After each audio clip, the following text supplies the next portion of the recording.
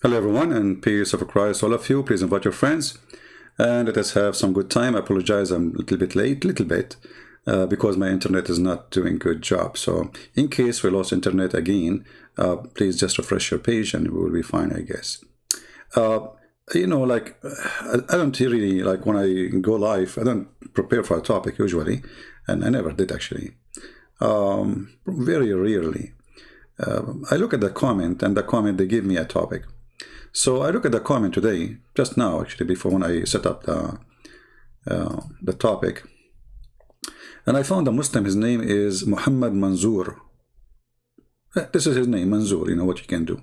I mean, he's born this way. So Muhammad Manzoor said, by spreading wrong information, don't know what he is talking. Okay. And then he said, CP should be banned from YouTube. Okay, ban me, we make a new account, what a big deal. People come anyway. And don't spread wrong information about Islam. This guy is really suffering badly. I mean, look, this Christian Prince is bringing a lot of pain. Look how, don't spread wrong information about Islam. Okay, I have an offer for this Abdul and any Abdul. Who is Abdul willing to call me and show me an information I'm spreading which is not true? Do you remember there's Abdul, and with the association with other Abduls, they made videos, and the Muslims, they start talking about it, that they cannot find in my book 6 on Allah, the introduction, there is a quotation there. They said, we cannot find it. It's not there. It's not there. This guy is a liar. It's not there. And the Muslims start spreading the videos and blah, blah, blah, blah, blah, blah, blah. Then the video came to me, and it took me 2 seconds to find the reference, and I put it in front of their face. Did they even apologize? He's liar. The introduction, the first page in his book, we cannot find this quotation, is not exist. Idiot, they don't even know how to read their books. Took me 2 seconds to show them the reference.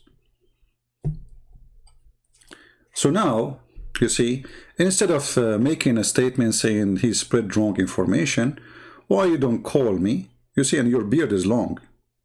Alhamdulillah. You know, I bought a broom, by the way. You know, those ones, like, they come with the dust collector, the one you collect when you are standing, you know. But if I met you before that day, I will not waste my money. You can do the job. And actually, this is why you're afraid to call me, because you know what will happen to your beard if you call me. Now, who is a Muslim? He have the courage and the knowledge to prove me wrong in anything I said. See, they make videos, they will refute Christian Prince. You know, this is like something you do to your kids around you. You know, fooling each other, lying to each other. It's okay, this is your business. But it doesn't work with us. You have to prove me wrong. Always when I talk, I show reference. I don't know what's wrong with the internet today. Did I lose my connection? I hope not. It's okay.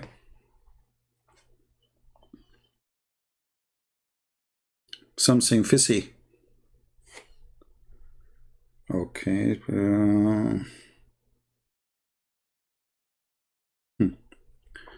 I know what's wrong.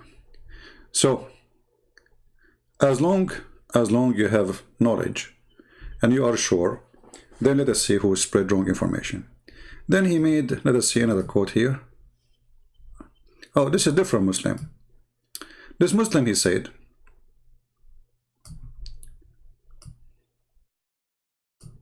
his name is Abdullah Saleh. Okay, Abdullah. Wow, shameful you are for such a blasphemy. You spread and corruption of Islam and use those Muslims who do not know much knowledge, don't have more. Okay, why you don't call me and give me the knowledge? I mean, look at their complaint. All of them, they are complaining about, okay, I'm talking to Muslims who have no knowledge. Well, show me one Muslim have a knowledge. Do you remember Zakir Naik when a Muslim woman, she asked him, why the women, she will not get, you know, virgin. I mean, like the man, he will get virgin. He said to her, Sister, first of all, the Quran promises us the word hur, and the word hur is the plural word, which means it is female and male. So, sister, you are going to get hur too. Alhamdulillah. The Muslim women, she will get hur. I am the one who spread wrong information, and none of you. There's like 10,000 Muslims sitting in the chair. None of you stood up and says, shame on you, you idiot. The Quran says they did not bleed. Those are female and male. So who is the one who spread wrong information? Just because he defends Islam, you know, whatever he say, even if it's stupid, you agree with it, no problem. Huh? The word hur is male and female? Are you sure, brother? Yes, brother. Yes, he says that, brother. So what this verse here is saying? Huh? What? The word hur is male and female? Are you sure, brother? This is your Zico. And the funny, like, none of you complain about his English, but all of you complain about my English. Actually, this guy is a spitting machine. Not only he spit wrong information, look, he made the hur male and female. So now, you know, in the heaven of Allah, your mother, she will have 70 male, and here, you know, like, I'm not going to give details, but imagine this. According to Zakir Naik, your mother, she will be so busy. Long line. Hey, you cannot pass your, your turn. Stand in the line. This is the Abdul telling about his mom. She's in the bedroom. Abdul, so Zakir Naik, he promised your mother she will be by at least 72 too. Alhamdulillah. And none of you get upset?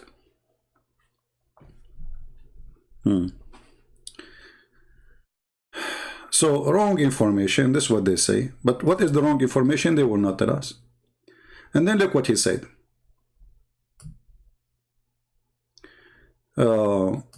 These Muslims who do not have much knowledge, why don't you go to Uthman at Balboa Park? Because you realize we offer this Uthman to call me, and we, every video he make, we can make 100 laugh about it. Actually, is it this guy who made a copyright claim so I can take the video, respond to him down? Potato. By the way, we are going to have some fun with him soon. I saw some videos of him with David Wood, so he cannot flag them because I will use David Wood videos, and we will die laughing. Who is the one who is running from debate? It's you, Muslims. Why I need to go to Balboa Park? Since when I go to Balboa Park? May Allah Balboa you. A person who can debate me, he can debate me anywhere. Balboa, no Balboa, he is hiding behind the burqa. The excuse, he will debate me only face to face. Everybody knows that this is an excuse, so he don't meet me and don't talk to me. I go nowhere to debate Muslims. Since when? All the work I do, I do seminars, not online, yeah, but I don't go to debate Muslims. Why I want to do that? What for? Here we go. I just opened my live broadcast. We have 800 now, just 5 minutes after we started. Which park can get me an 800 listen live? And here we can show the reference, and nobody can lie about it. No need to scream, no need to shout. Let your Balboa call me if he dare. He's a potato. All of you, you do the same excuse. When the tit boy, Mimi Hijab, he said to the Muslim he would debate me, what he did, the coward, he started playing videos. Did you say that? Hang up on me. And he started cursing me and saying bad words. He did not dare to debate me. Who is it? All of you. What's his name? I don't want to share his name. I will fly all the way to America to debate you. All the way to America to debate you. You do not need to fly, potato. If you are a man, give me your Skype. I will call you right now. All of them, they have the same excuse. Zakir Naik, he said, he need me to bring 2,000 people with me and fly all the way to Bangladesh.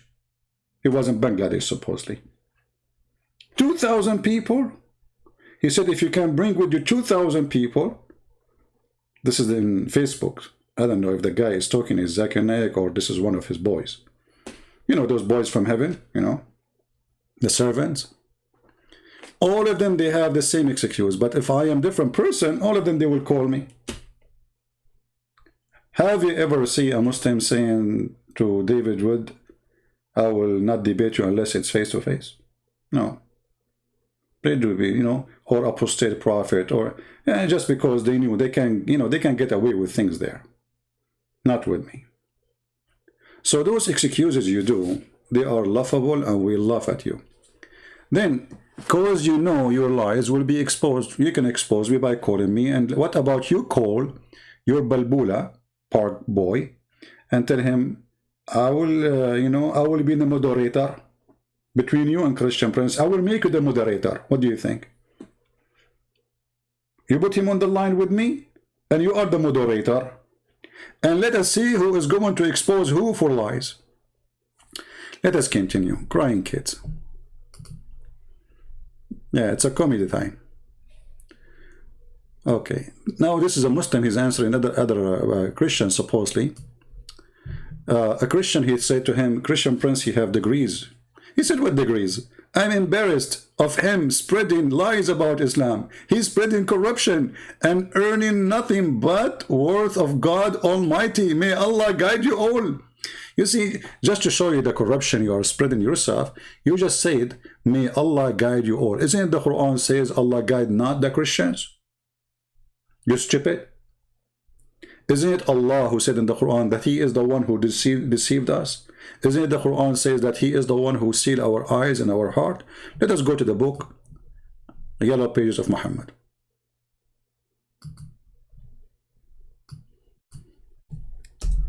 In the Yellow Pages of Muhammad, it says the following.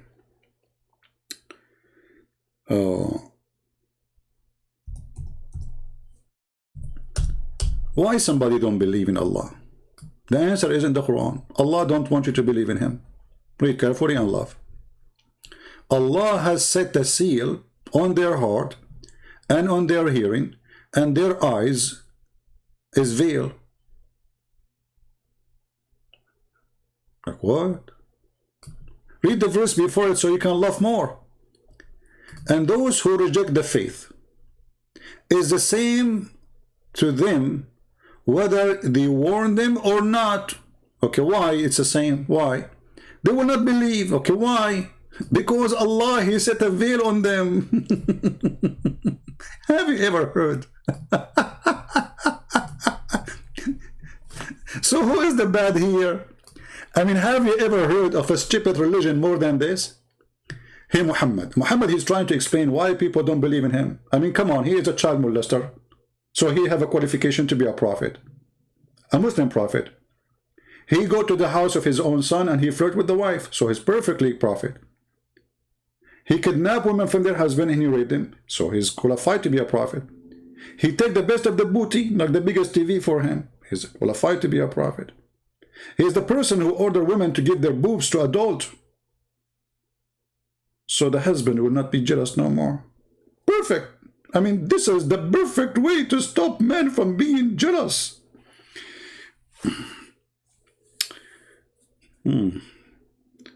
So if I work as a driver for somebody in Saudi Arabia, and the husband is jealous, the wife, she will say to me, let us practice the sunnah of the Prophet of Allah. And you know, when the Muslims, they start practicing the sunnah of the Prophet of Allah, Sunni themselves, they start calling each other names. And, you know, they don't accept it. Do you remember the tit boy? Who remember the tit boy? You know the tit boy, right? Tit boy, he is the one who said to me, Christian Prince, Christian predator, sexual predator. Why? Because I was quoting his prophet saying, give your boobs to a stranger, suckle me. Suckle me. He go around and he say the same. Making fun of his prophet quotation. Okay, can I suck your wife tit to make her haram? This is the tit boy speaking to a sheikh. A sheikh. Because the sheikh, he said, this is what the Prophet said. Mimi Hijab is making fun of what the Prophet said, and he is asking the sheikh to suck his wife's tits. Am I spreading wrong information? Is it true that Allah, he gave Muhammad verses in the Quran that a woman, she have to give her boobs to be sucked 10 times by adult? Is that true? Or I'm making things up?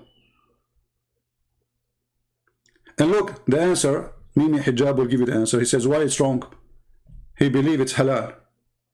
So Mimi Hijab is against the teaching of Allah. This is why we laugh at you all of you don't dare to debate me.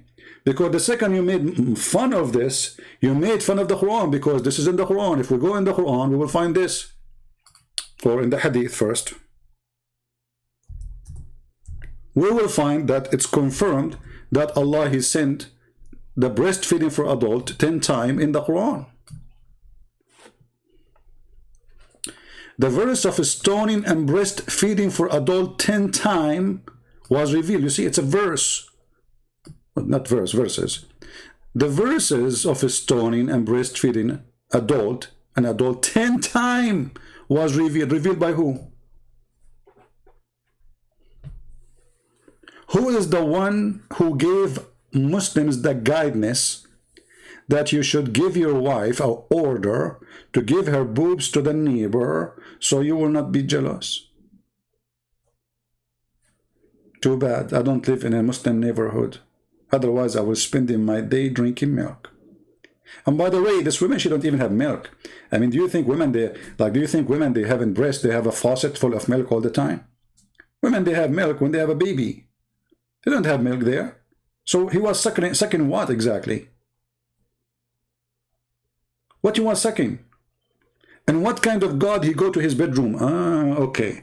So now the guy, he have a slave in his house, and this slave, you know, he's jealous because the slave stay with his wife alone. Ah, I have to find a way which the man will not be jealous no more. Okay, tell your wife to give her nipples to the man 10 times. Look at this decency. You cannot shake hands with Muslim women, but you can suck their nipples 10 times. And you will say to me now, I'm spreading fake information, fake news. Hey Muslims, is that what your website saying? And this is your prophet wife saying? This is Aisha speaking. It's narrated that Aisha said, who? Aisha. Who is Aisha? By the way, Aisha, she was a Hindu. And she's paid for by the Jews to say this, obviously. And here we ask ourselves, what kind of religion, what we are talking about here? Are we talking really about religion? This guy is a crazy man, Muhammad, obviously. He's making fun of people. Who in the world will believe that there's a God who sent an order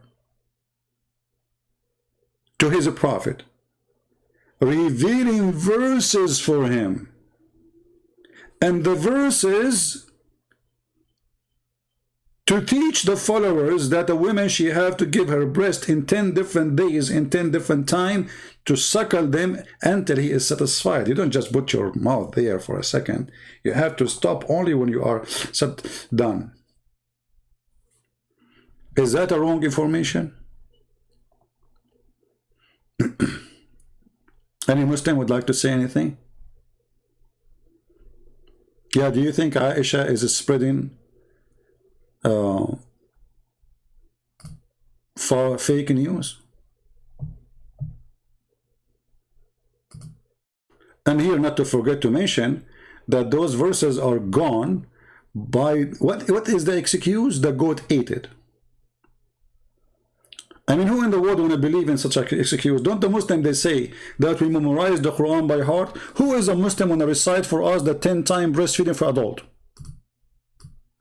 As long the Quran preserved, correct? Not brother, not a single word brother is gone, brother. Oh, okay. Well, I don't know. The book of As-Suyuti says that, as an example, the chapter of Al-Ahzab used to be equal to the chapter of Al-Baqarah, which means there's more than 100 verses are missing in one chapter alone, or 110 verses. Any Abdul? Who is willing to recite for us the chapter of a breastfeeding for adult? And how in the world the goat ate it and now you Muslim don't have it?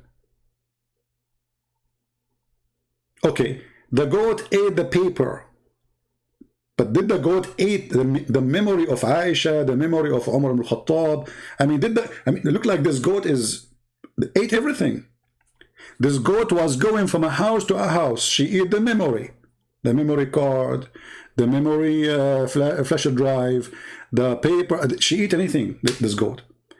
To the point not a single Muslim remember the verse.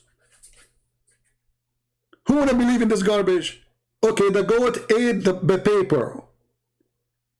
We got it. Not a single Muslim remember the verse.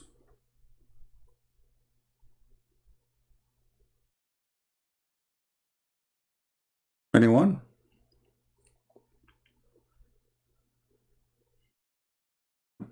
Any Muslim remember the verse?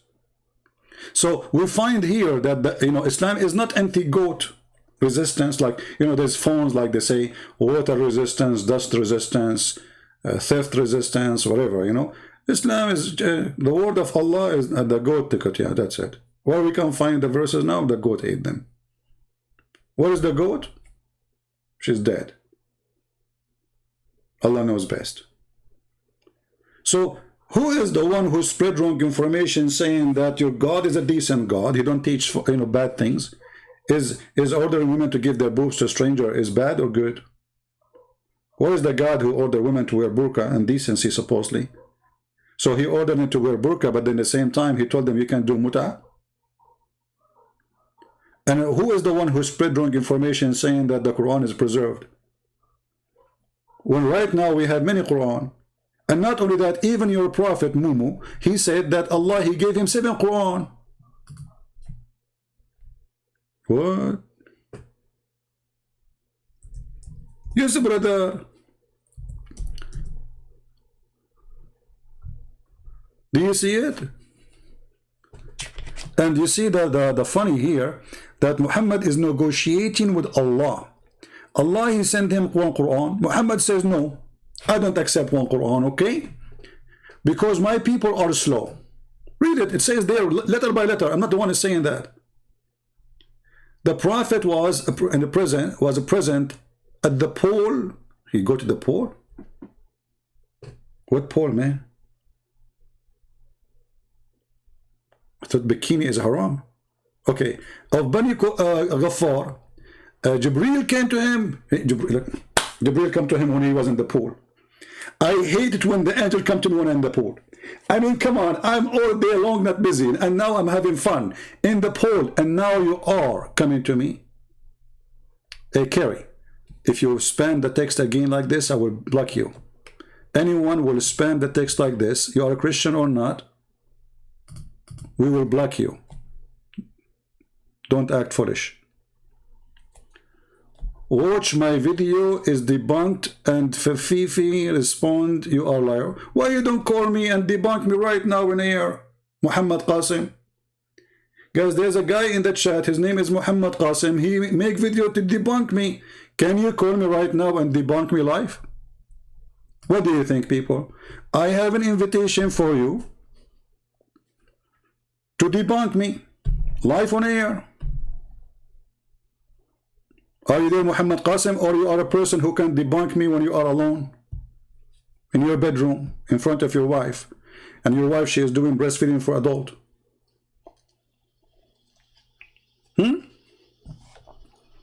Muhammad Qasim, you and the one you mentioned, why you don't call me? Obviously, you're no match, you're afraid. I will call you, give me your Skype right now, I will call you. You see, I'm not using Skype, but I will do an exception just for you. I will call you in Skype. I did not open Skype for like maybe 4 months. You overtalk to me, no problem. It's a conversation. Oh, you guys, you overtalk. Isn't it like equal opportunity? You overtalk to me. Go ahead. You know what? Forget about overtalk. I promise you. I will give you 3 minutes to talk, and I will not overtalk you. And 2 minutes for me. And you don't overtalk me. What do you think? 3 minutes for you, 2 minutes for me. Do you accept, Muhammad Qasim? promise in front of everybody. Do you accept? I'm making a promise publicly. Are you willing to do it? To debunk me? 3 minutes for you, 2 minutes for me. And I will not talk at all. Actually, I will mute my microphone.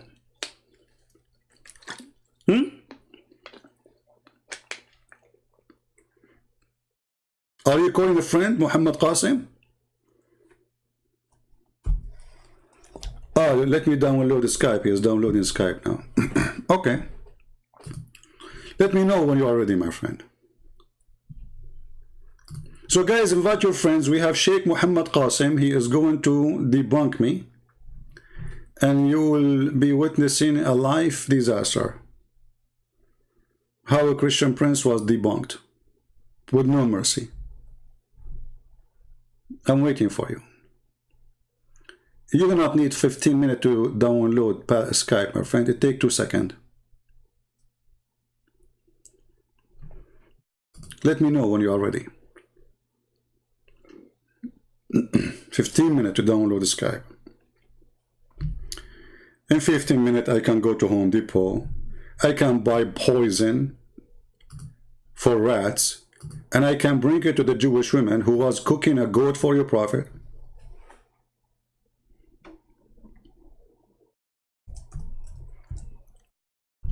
Brother, how Allah, He will allow somebody to kill his prophet, brother? Okay, so they cannot kill Jesus, brother, because Allah will not allow that, brother. Okay, that's wonderful. So how your prophet, he died by poison, which is bought cheap, you know, it's not even $4 from the Home Depot. You see, the hadith here is corrupting stuff. It says there in the original hadith that the woman, she went to Home Depot and she bought that poison from there.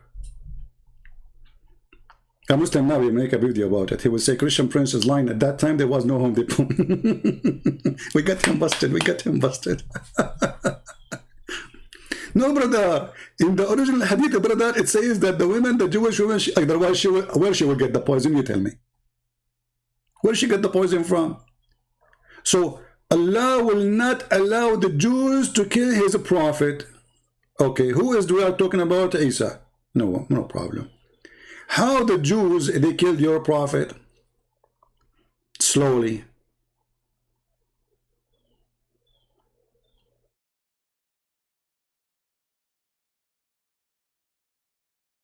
Guys, do you think Qasim will really go to Skype to contact me? You see, I made an exception. I'm not using Skype no more.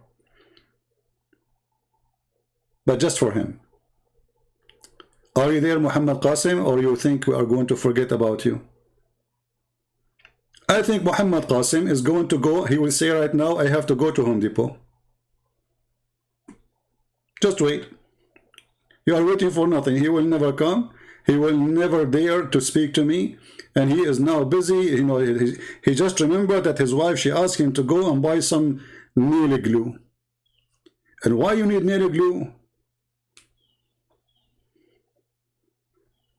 I'm going to nail you with it.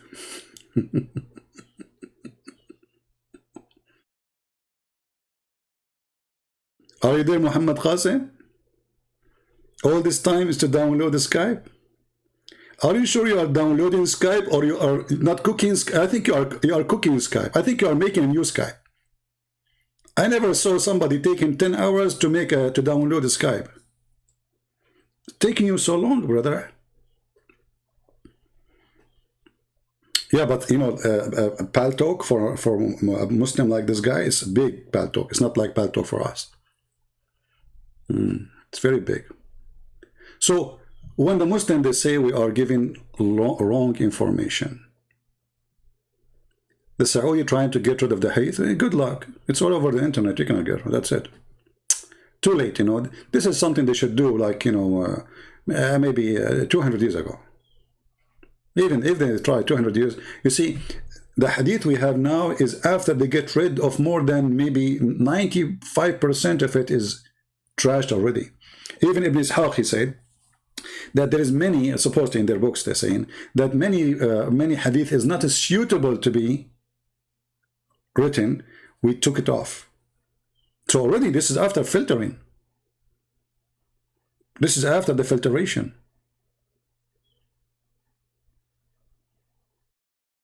Muhammad Qasim, are you there?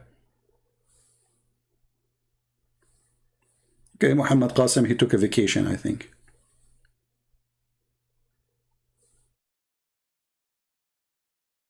Let me make a prediction. Muhammad Qasim, he will not be able to call me because his wife, she told him you cannot go live on air unless you wash the dishes first. And you can imagine how many dishes there.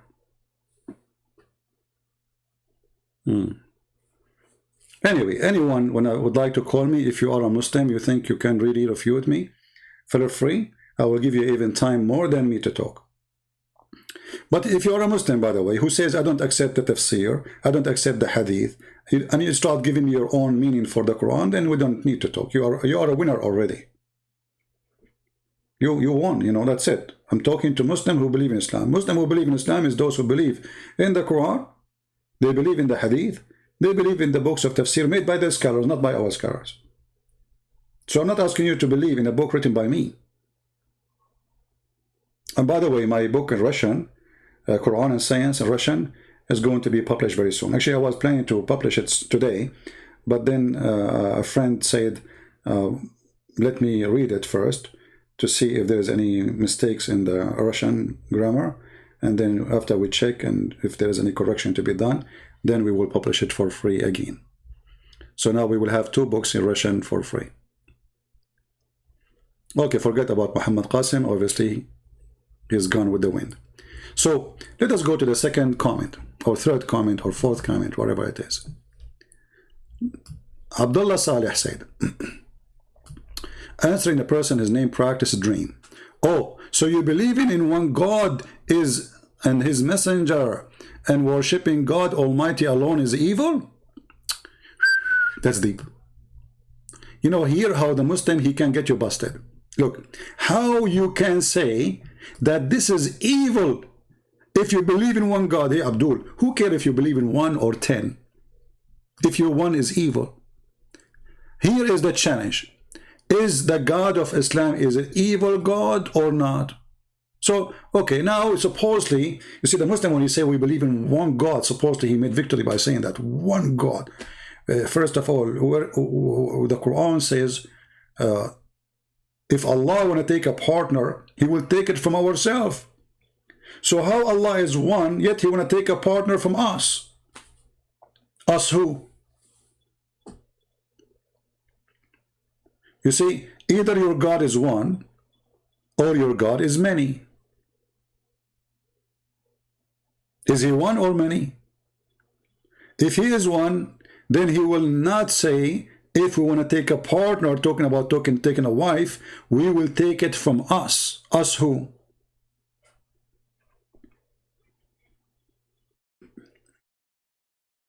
So the first thing a Muslim, he come to you, we worship one God. As like it's like a Discovery Channel, like, wow, one. Who cares if it's one God or not? The question is your God is true God or not? Your God, he said to Muhammad, read it 3 times, still Muhammad cannot read. If he is a true God, even if Muhammad a donkey, he will read in our languages. If my God now, he speak to me, he says, speak in Hebrew. Okay, I do not know Hebrew. Right away I start shalom, start talking Hebrew. The disciple of Jesus, according to your books, that when Jesus told them to go and teach and preach, they told him how we are going to teach different nations. Jesus told them, don't worry. They woke up in the morning, every one of them speak different language. This is your books. So the true God of Christianity, he can make people speak in tongues and languages. Your God could not. Your God, even Muhammad, he says that even in Arabic, my people cannot understand your book. Even the Arab, who Muhammad is speaking to them in their language. In their language, not in different language. They cannot understand the Quran and they cannot do it. Read carefully. Jibril come to him and said, Allah has commanded you to make your community read the Quran in one harf. Harf supposedly like a dialect, like one language of the Arabic supposedly. He, the Prophet, says, I beg Allah, pardon, please, forgiveness.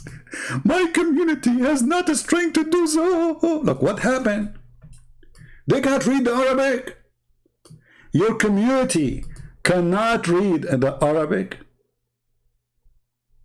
Man.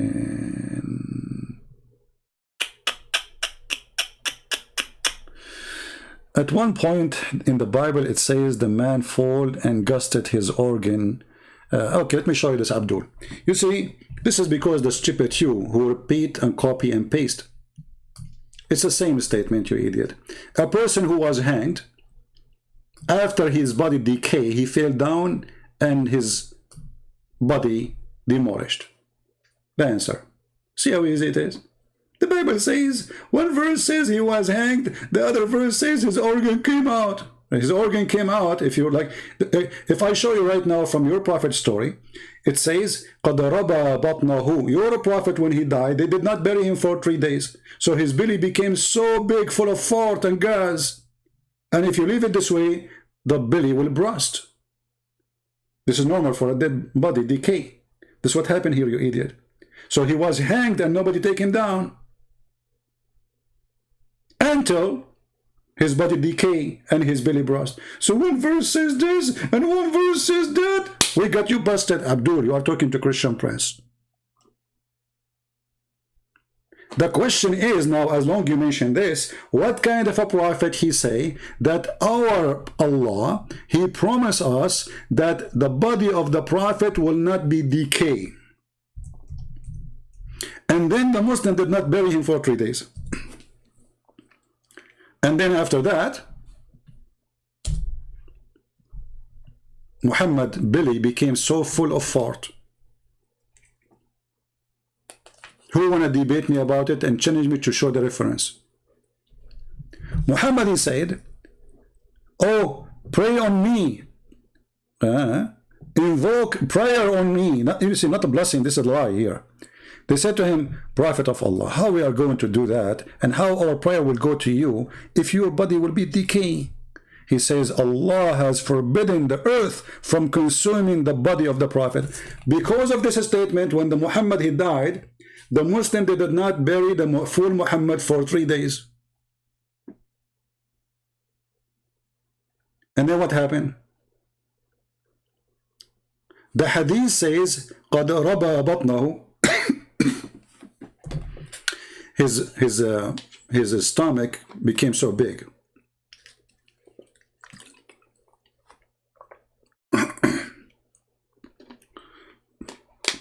Is that correct, Muslims? I was drinking coffee and some of the coffee went in my, the wrong direction. Don't talk and drink at the same time. Not healthy. So Abdul, is true?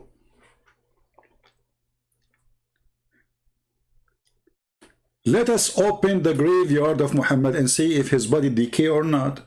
It will take 2 seconds to prove if Muhammad is true prophet or not.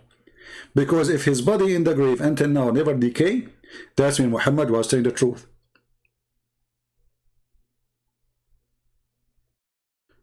But we do not need to wait for 1400 years. This is why when Muhammad died, tens of thousands of Muslims left Islam right away.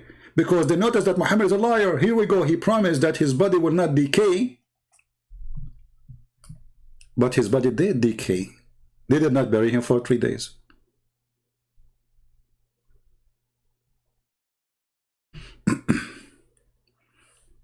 Any Abdul? Christian Prince got COVID? Look at the Muslims going crazy. Look at this guy saying CP gay, CP gay, CP gay. What's wrong with you, Abdul? Come on, take it easy, take it easy. Okay, I will put it for you in the screen. Are you happy now? Are you happy? Okay, here we go. I put it for you in the screen. Now, as long as you mention this topic,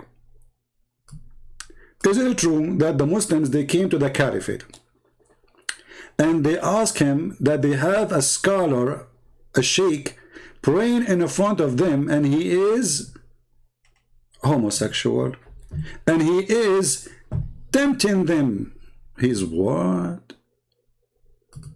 Tempting them. How he is tempting them? Hey Muslims, how a Muslim imam, he tempt you when he pray? He bend over? Any Muslim can tell me what's going on?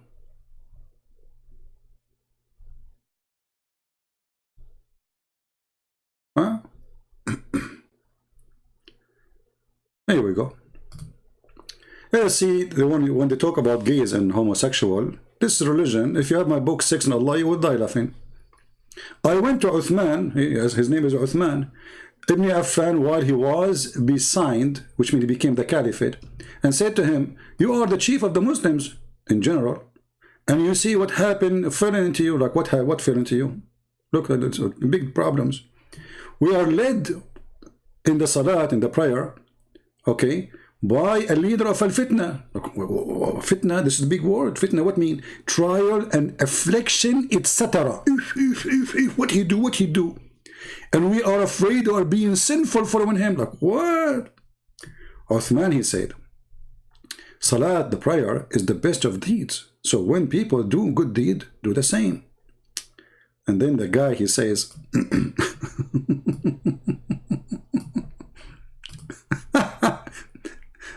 yeah, okay. So do the same with them. You know, like do the good deed and avoid the bad deed.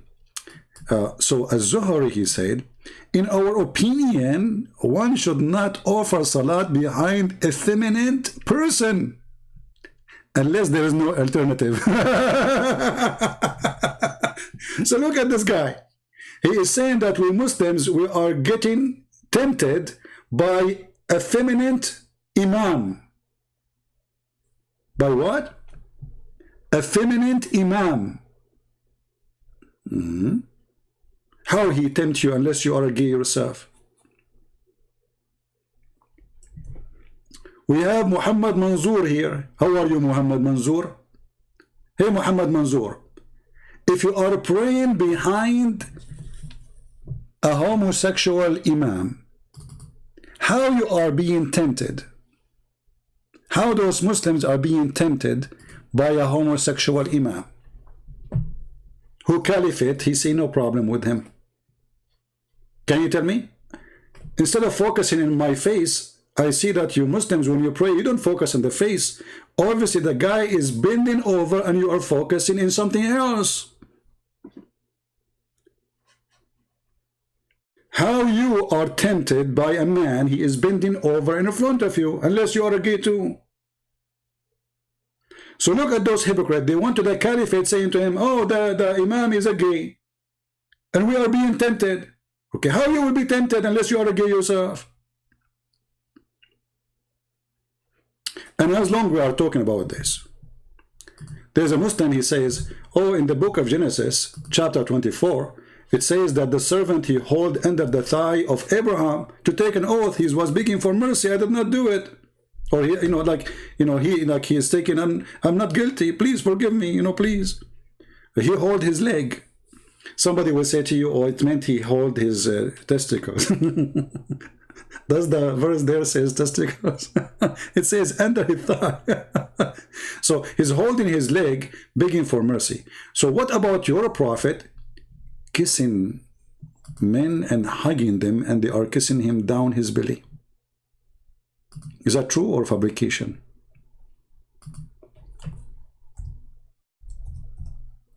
Hey Manzoor,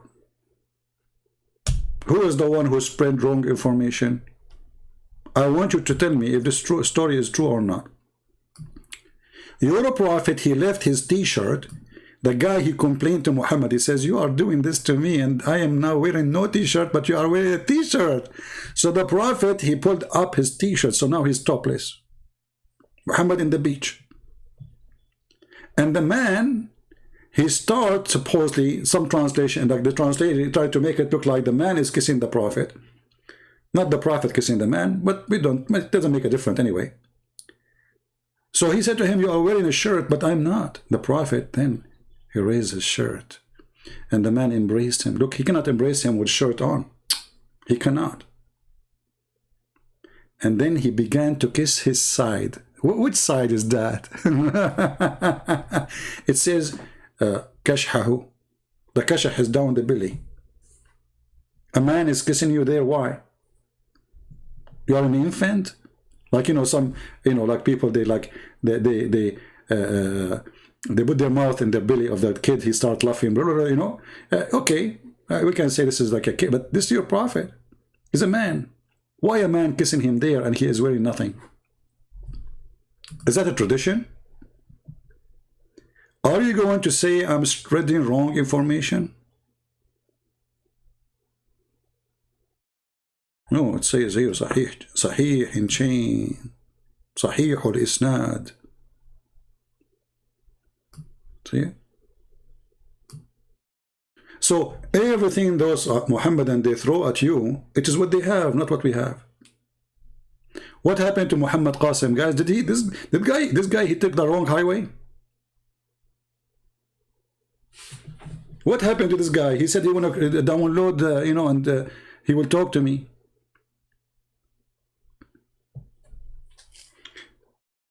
Okay, let us go and see more comments. Okay, so believing in one God is evil? Yes, it's evil, because your God is the devil, and we can prove it. What kind of God he ordered women to give their boobs to strangers? What kind of God he ordered men to have sex with the children? Right? Muhammad Yusuf, if you want to call me, you can call me in Paltalk. Skype, it was only one offer deal for a guy, his name is Mansour. You want to call me in Paltalk? Let me open Paltalk for you. I don't use really Paltalk, but this guy, you know, he keep making excuse, so we said to him, okay, we go to Paltalk, to, in Skype. So, I will open Paltalk. If there is any Muslim, he would like to call me.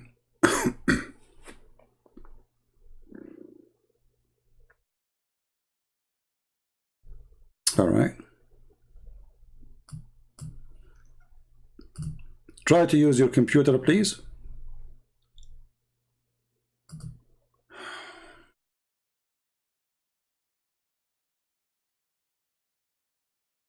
Oh, okay.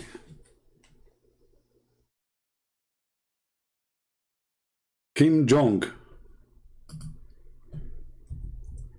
a Muslim, he is trying to guide me.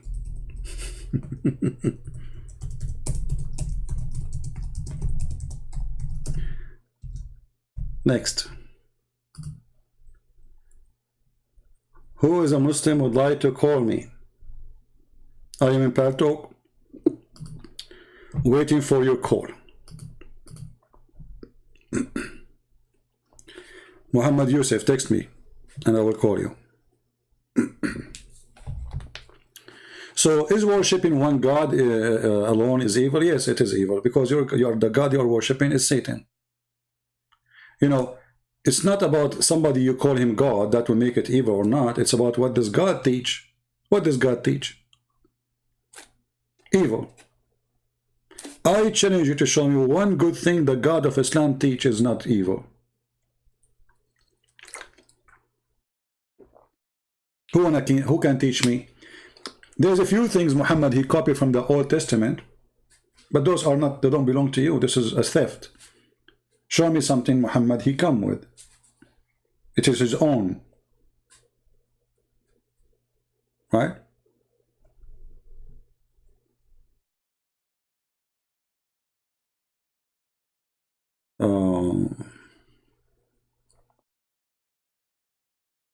Any Muslim?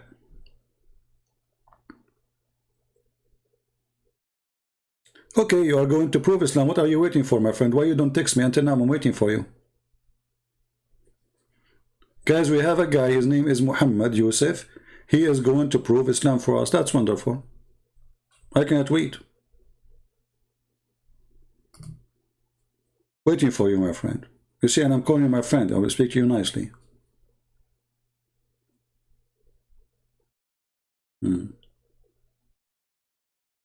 Don't use somebody names. So do we have any Muslim would like to call us or to prove us how Allah is the one God? Even the Quran is against what you are saying. The Quran says Allah, if you want to take a partner, He will take it from us. If Allah is one, there's no us. Especially He's talking about the partner.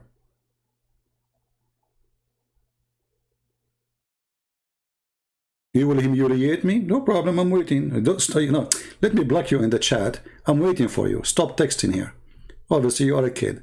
Either you call me or take a hike.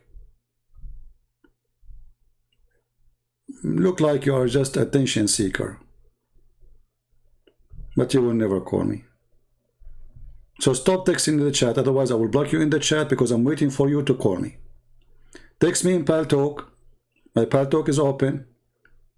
Otherwise, you will be blocked for deceiving us that you will call me.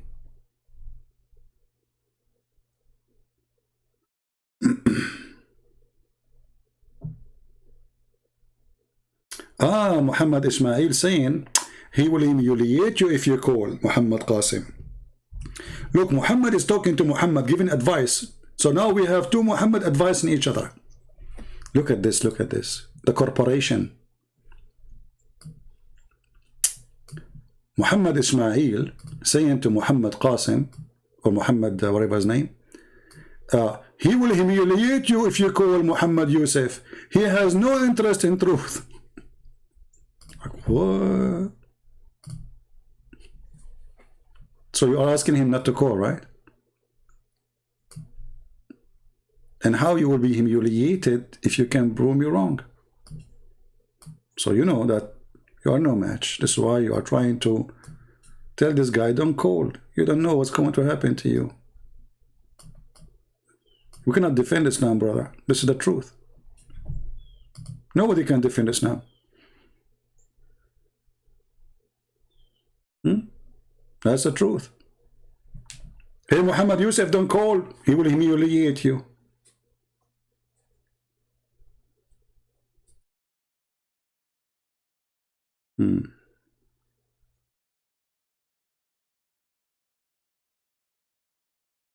So if you are a Muslim who have knowledge of Islam and you call a Christian prince, you will be humiliated. Why? Because you will find that you have no knowledge. You're an idiot. Very simple. Okay, Muhammad Yusuf, he texts me. Let us hope that is going to work. Let me call him.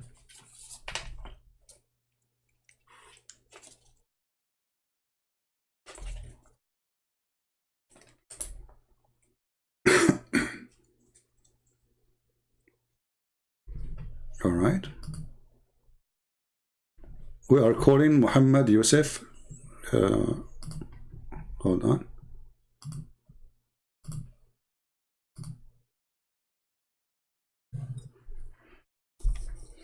Yes, Mr. Muhammad, how are you? Wa alaykum assalam. You said to me, assalamu alaikum? Yeah, but is it wrong to say assalamu alaikum to someone who is a Christian? This is the same kid. Do you remember him? This is Chipet kid. Get out of here. He's not even a Muslim. Who is a real Muslim when I call us? No, this is not a Muslim. This is just a kid. He liked to call and, you know, annoying person. Just a stupid kid.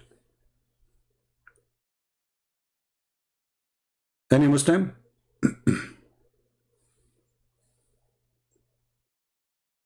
It's okay. You cannot hear. This is not even a Muslim. This is the guy he called us many times. He's just a kid. Take it easy. Take it easy. You could not hear. You did not miss anything.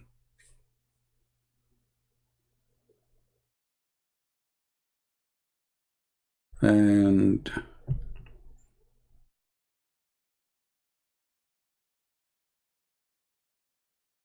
any Muslim would like to call us.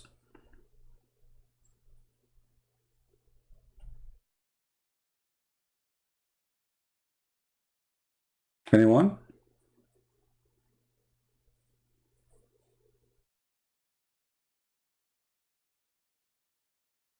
No, maybe they are saying they could not hear the guy. I don't know why. You should be able to hear him normally. So, any Muslim who is a Muslim is willing to call us.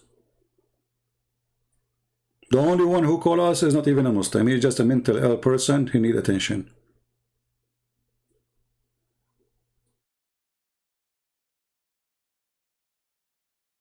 Anyone?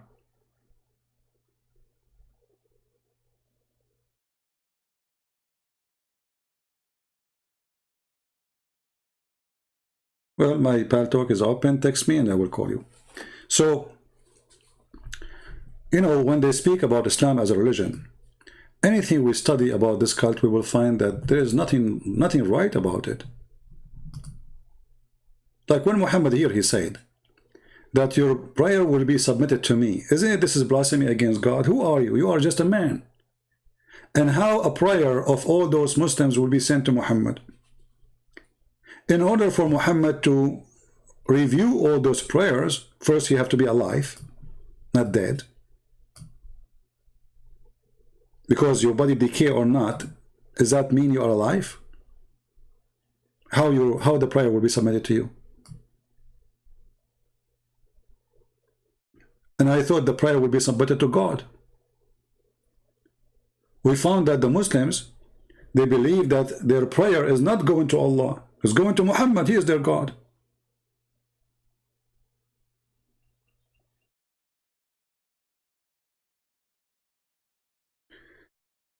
Debate fulfillmental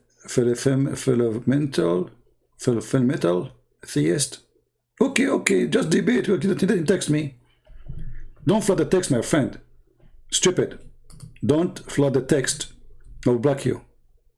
There we go, I blocked you. Don't tell me debate this guy and debate this guy. My Paltalk is open, text me, and I will call you.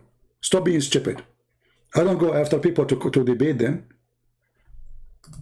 You have somebody to debate me, let him text me, or text me and I will call you right away. Live on air. So don't come like a kid and jump over my lap. Says debate this guy, please debate this guy. Don't do that. Don't be stupid. Anyone want to debate me, my Paltalk is open. I do not need to know your name. You are a big sheikh, you are a small sheikh. Who care? All of you are shaky for me.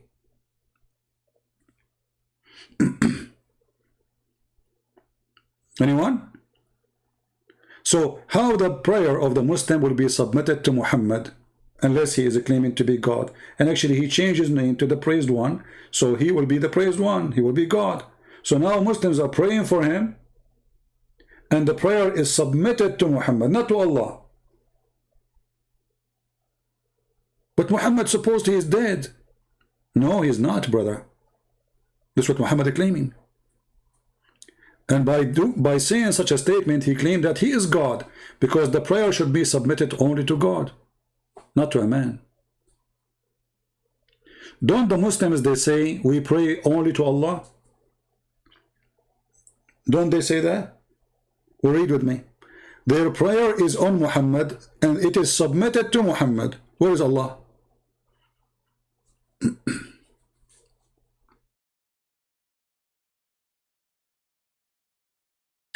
I interrupt. Well, you can interrupt me. It's an open conversation. Guys, I interrupt. You interrupt me too. Who's holding you? That's a false excuse. You see the debate, they do like 5 minutes for this guy, 5 minutes for this guy. It's a stupid debate because simply the guy, he go say tons of lies, and none of them actually is debating because nobody is listening to the other person. They are reading papers they collected reference 2 weeks before the debate. Here we have a real debate. Interrupt me. Whatever goes for me goes for you. Whatever goes for you goes for me. It's a debate.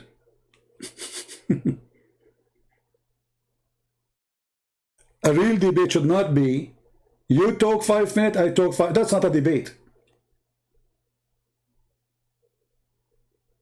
That is a theater.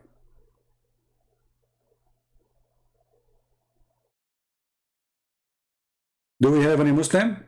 Have the courage and the knowledge.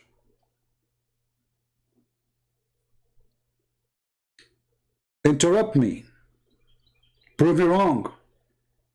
Stop crying and complaining. And look at you. You cannot even answer the question we are asking in the chat. Okay, forget about calling me. You don't dare to call me. What about you tell me how your prayer will be submitted to Muhammad? Very simple question. Shouldn't your prayer go to Allah? Who is the God? Who is the God of Islam? When you pray, your prayer goes to who?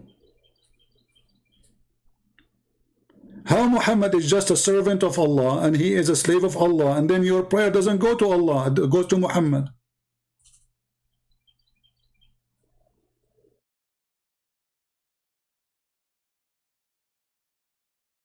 Anyone? Maybe we need to change the the chat speed. Maybe it's too fast. Okay, let us make it in slow mode. We will make it every 30 seconds. So to make it easier for the admin to watch the chat. Any Muslim?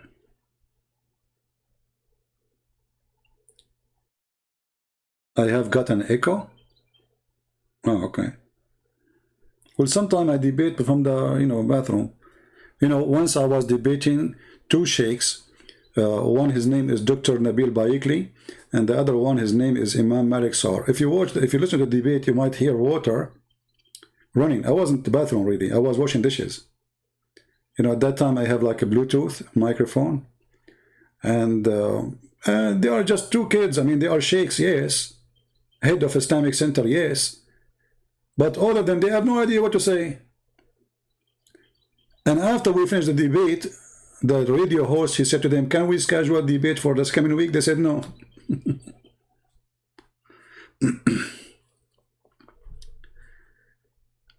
So do we have any Muslim sheikh? Anyone?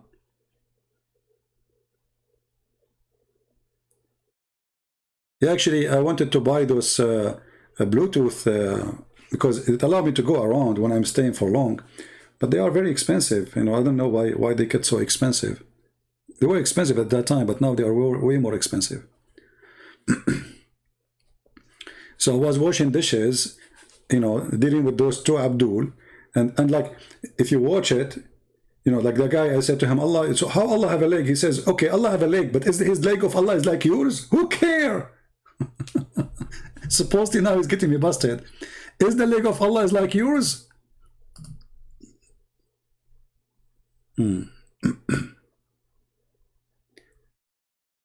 I hope you are still live when my friend come over. When your friend come over, let me know.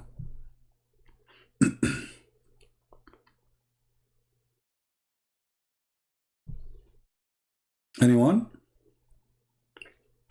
Actually, there's a benefit for you if you are a Muslim, if you call me, because you can download the video, you can post it in your channel, and people will say, my debate with a Christian prince, what do you want more? Muslim will subscribe to you like crazy. Even though they will be dying laughing at you, who care? Still Muslim will support. Anyone? Debate Imam Murrah? No problem, we can debate Imam Murrah, his sister, his mother, and even his breastfeeding for adult.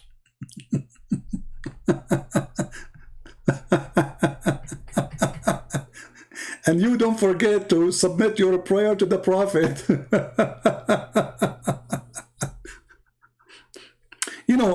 This religion, I mean, those Christians, they say lies about it. All right? So the Prophet, his body will not decay. And the Christians, they put in the Muslim books that the Prophet's stomach was full of fart and he stink. Yes, brother, those Christians, they put those things in the Muslim books. Christians, they put it there, and the Jews, they put it there. Oh, okay. I see. Any Muhammadan?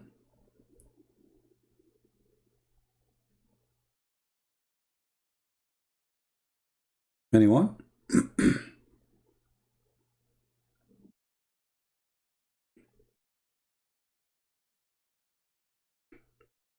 Hello?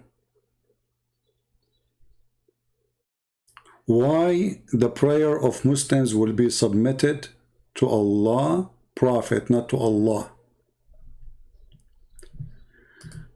Muhammad Qasim, you are online? You are in Skype now? See how nice I am to you? I did not open Skype for a century. I will open it just for you. Hold on, let me go out of Paltalk then and open Skype just for Muhammad Qasim. All this time took Muhammad Qasim to download Skype. Okay.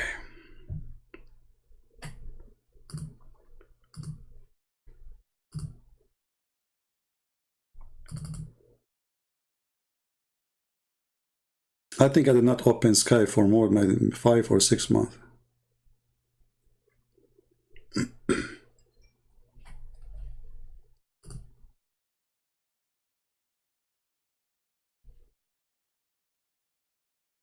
Okay.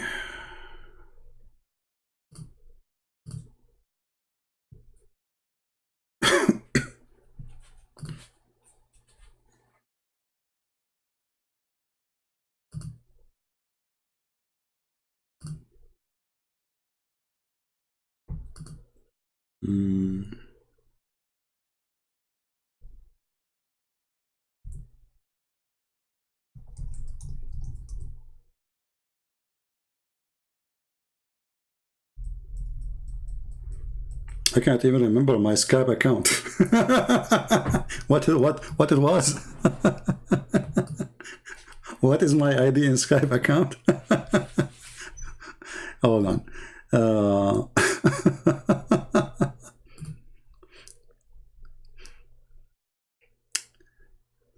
Okay. Well, even if it's ultimate fart, it's okay. We will have fun. It's good to have him, so we can laugh.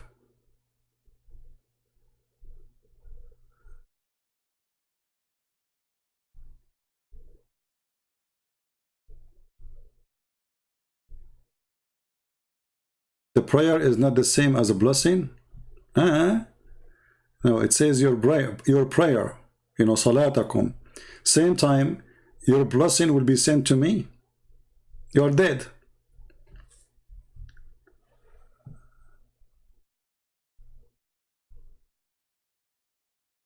Let's see.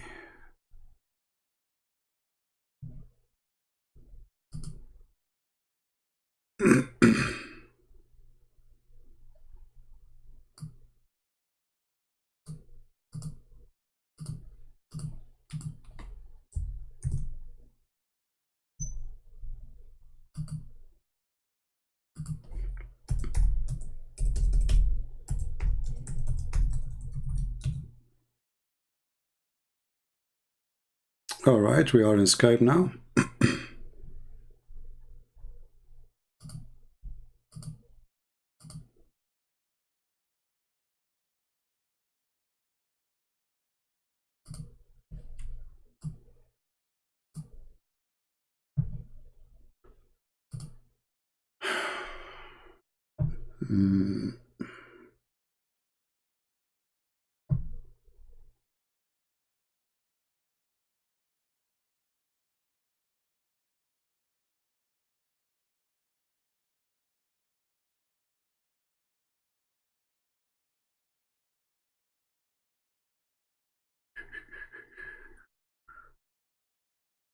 All right, my friend, text me. I am in Skype.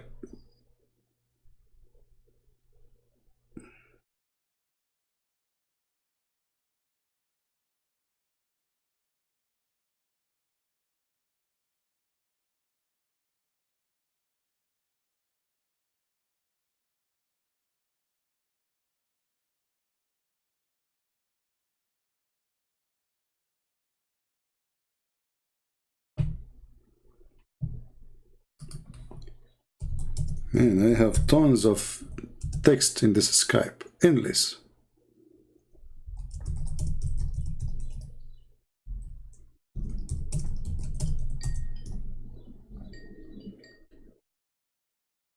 Incoming call.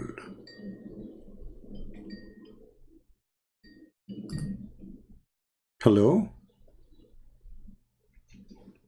Ultimate? Hi, Ultimate Fart. How are you, Ultimate Fart?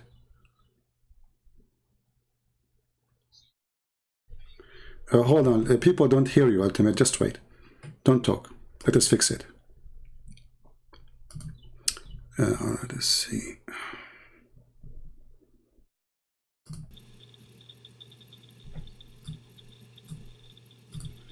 Just wait. Just wait. Okay, talk now. Yeah, I'm right here. All right, guys, we have with us Mr. Ultimate Fart. How are you, Ultimate? Daddy. You gotta say daddy. Okay, you are daddy. Daddy to who? I'm your daddy. Why you be running away? Okay. Listen, Abdul. I have no time for kids talk. What do you want to say? What I want to say is simple. If I say Ashhadu an la ilaha illallah wahdahu la sharika lah. Okay, what does that mean? In Trinity. What does that mean? What does that mean? You see, you chickening. We are talking. You mentioned something. I want to know, what does that mean? You said you witness to Allah and there's no God but Him, and Muhammad is what? Hold on. I didn't say Muhammad. I didn't say anything. Listen. What you say? Say again. Let me speak. I believe in Islam. I believe in Allah as God. Okay. Have no who is Allah? Children. Who is Allah? Who is Allah? Something else. Listen. Let me speak. Who is Allah? We are having a conversation. Okay, you said I believe in Allah as God. Who is Allah? Who is Allah? Who is Allah? No. You run in. Give me 2 minutes. Speak, and then you speak. Let me. No. Listen. I will give you 10 minutes. You said believe in Allah. Shouldn't I know who's Allah? Are you avoiding the answer that you do not know who's Allah? Are you saying I do not know who's Allah? So why it is a problem? Why it's a problem for you to tell me who is Allah? Just tell me and we continue. Who's Allah? Allah is God. Okay. Okay. Who is Allah? I did not ask you what He do. Who is Allah? I did not ask you if He is God or not. I said who is Allah? Who is Allah? I said, who is Allah? I said, Allah is the one and only God. Allah is. Hold on. Okay, so Allah is God. This is not the question. Who is Allah? So, because you don't understand English, if you say who is God, or who is Allah, I said, Allah is. So I'm answering. Okay. Who is? I said, okay. Who is? So how? Okay, you are an expert in Arabic, as I know. And you are genius. Listen, so as long Allah is God, so how come His name changed in verse number 2 in the Quran? If Allah is God, who is La? Who is La? Yeah, you can speak. I'm not talking. Who is La? In verse number 2. In verse number 2, the name of the God name, it changed, became La. Who is La? Who is La? Yeah, they don't know Al-Ilah. Al-Ilah. Allah is the only Ilah. Oh, so, only okay, but this is not the question. It says Alhamdulillah. La, who is La? Alhamdulillah is like in Li Allah. Lillah. Okay. No, it doesn't say Alhamdulillah Allah, because you cannot say that, you know. It says, are you correcting are you changing the Quran? The Quran says Alhamdulillah. Lillah. Who is La? No, La. Okay. Lillah. Where it says Lillah, where it says that, show me. Here we go, read the verse. Li, if you say Al-Ilah, or like Abdul, you said Alhamdulillah, where it says Lillah. Where, show me. Li Allah. Where it says where it says Li Allah, show me. It's got in every language. No, here. The verse in front of us, Ultimate. You see, the reason I accept you to call me, because you need comedy. Now, you are the one who mentioned that you know, right? Okay. I'm asking you, can you please show me the word? Here we go. The word in front of us, it says Alhamdulillah. Where is Allah? Don't call me bro. You are a potato. Hey, are you sleeping naked in your bed as you do in your videos? Now answer me. Where is Lillah?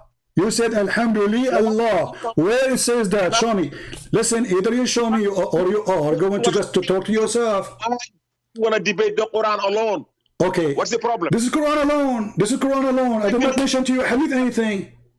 That one book is called the Bible. Listen, don't change topic. You said, I asked you, who is Allah? You said he is the God. Okay, now we have a new God. In the second verse, it says, Alhamdulillah. Who is La? Who is La? I said, who are you to say that you don't debate the Quran alone, people? Because that's the only thing you got is the Hadith, right? Well, because the Quran, you can do nothing about the Quran. Okay. If I'm a Muslim, why you are changing the topic? Why you are changing the topic? We did not mention any. We did not mention any hadith now. Don't change the topic. Abdul, you are a potato. Here we go. So you are in the corner. Now you want to change the topic. Where is li Allah? Where it says in the verse Alhamdulillah Allah? Abdul, stop changing the topic. I start speaking. You cut me off. I was gonna ask you. I don't want to cut you off. Okay, you said Alhamdulillah Allah. Where is Allah? Alhamdulillah. Lillah. Lillah. Okay, let us type it in the screen, me and you together. Hold on. Let us type it in. Hold on. Let us type it in the screen so everybody can see what you just said. Alhamdulillah. Here we go. Li. All right. Allah. Lah. Lah. Alhamdulillah. Like al-ilah. Go chapter. Don't add things is not in the verse. Is it in the verse or not? Give me what the verse saying. Give me what the verse saying. What the verse saying? What the verse saying? Does it say Alhamdulillah Allah or Alhamdulillah? Now, can you shut up and let me explain that? You don't need to explain. Just tell me first. Does it say Lillah or no? Now, Li al. Can I explain though? Okay, can you show me the Alif? What is the L? Can I explain? Where? Show me. Here we go. Where it says L. Here we go. Here. Let me explain. Everybody, don't explain, you idiot, you donkey. What to explain? It's in the front of us. Here, the L is in the front of us. Allah. You see, there's Alif. Here, there's no Alif. Alhamdulillah. So, are you going to? Where is the Alif?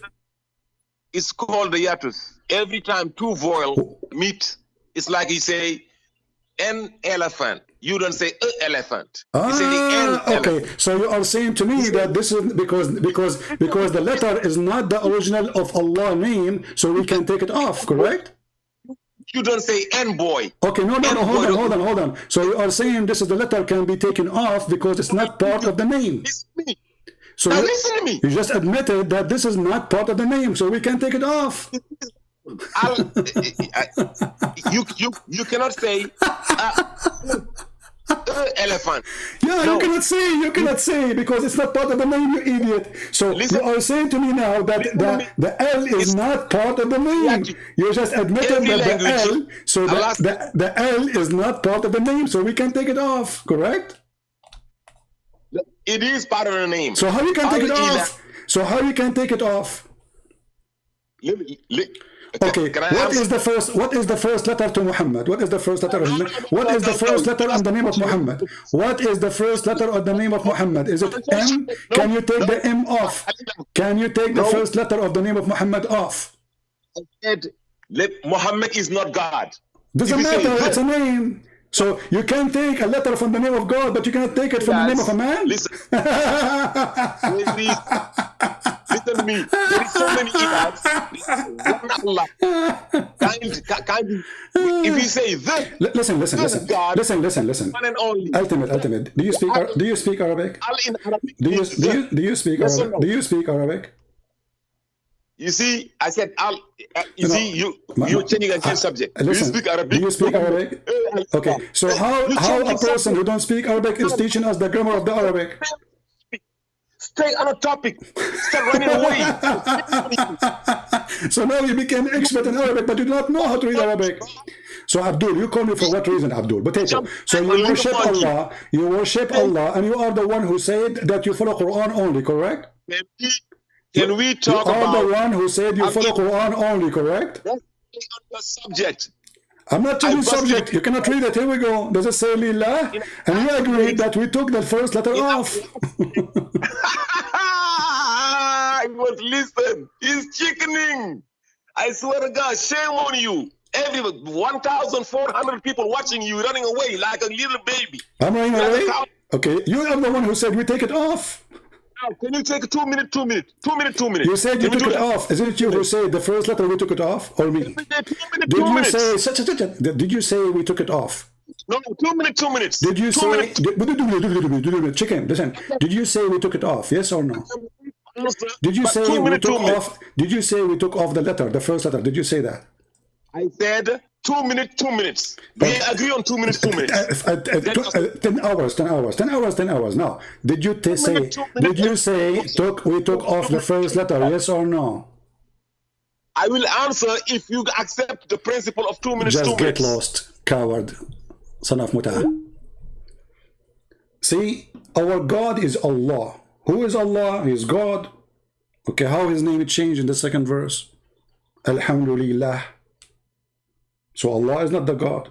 You lied. And now we ask him, how this is the elephant disappear? He says, do you say an elephant or an elephant?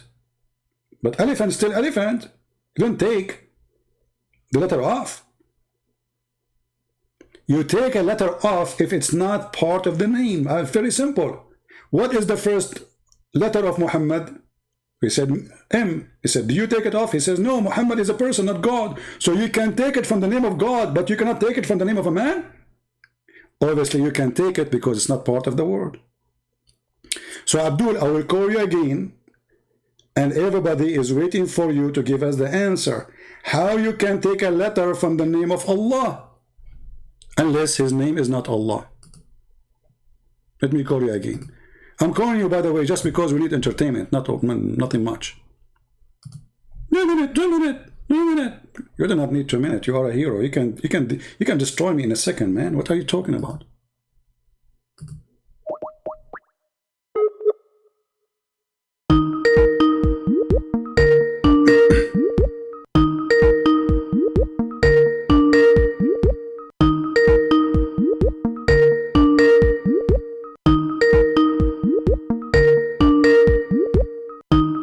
He is not answering.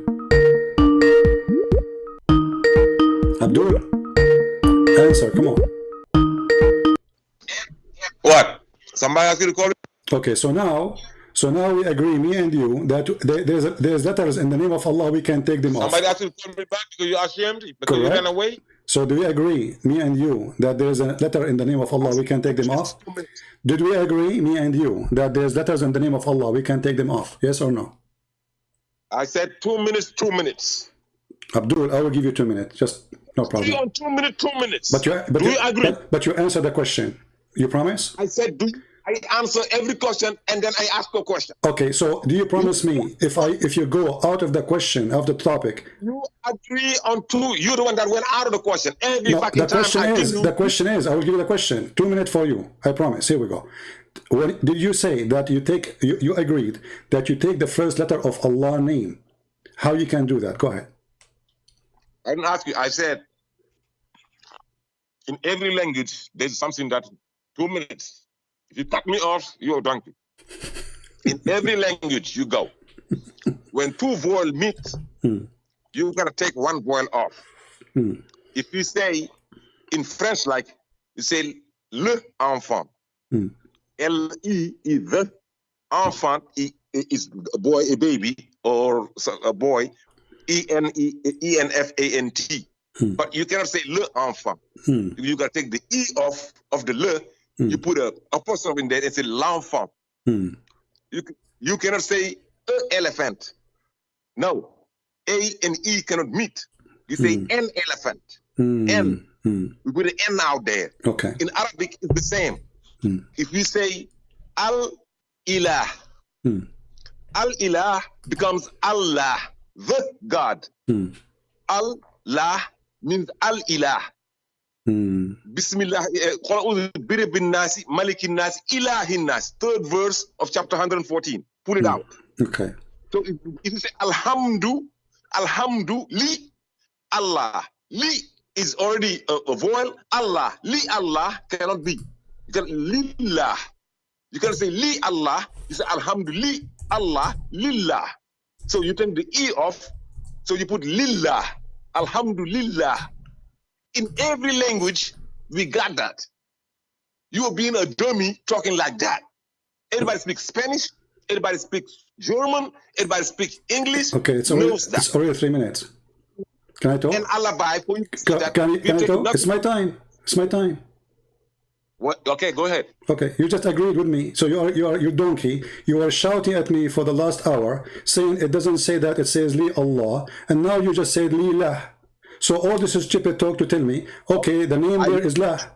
You see how stupid you are? So you were shouting at me, saying it doesn't say that, CP. It is Li Allah. I said to you, no, it says Li La. And now you agree, it says Li La. So who is the donkey here? And now in the top of that, you just say, you just said that. You see, you said 2 minutes for you, 2 minutes for me, right? You stupid either. Come on. So listen, let me talk. I give you 2 minutes. Let me talk. Yeah. Go ahead. So now the name of Allah is Lillah. You just agreed that you cannot put in the front of elephant, you cannot put in the front of a boy. Just shut up. And you are the one who says Lillah. Who is La? Now it is your turn. Who is La? Who is La? Lillah means if you cannot put 2 vowels, meaning you can take one off to make it Lillah.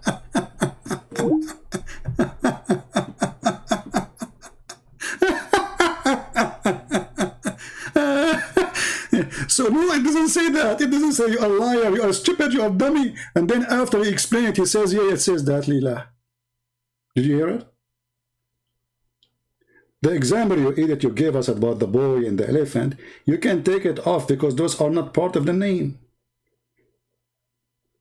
But the word boy is still there. Boy, start with boy. You don't say that, you don't take off the B. You don't take the elephant, A-L, elephant. You don't take it off.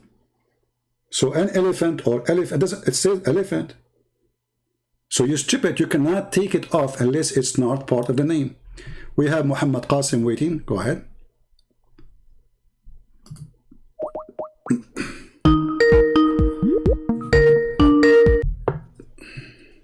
Hello.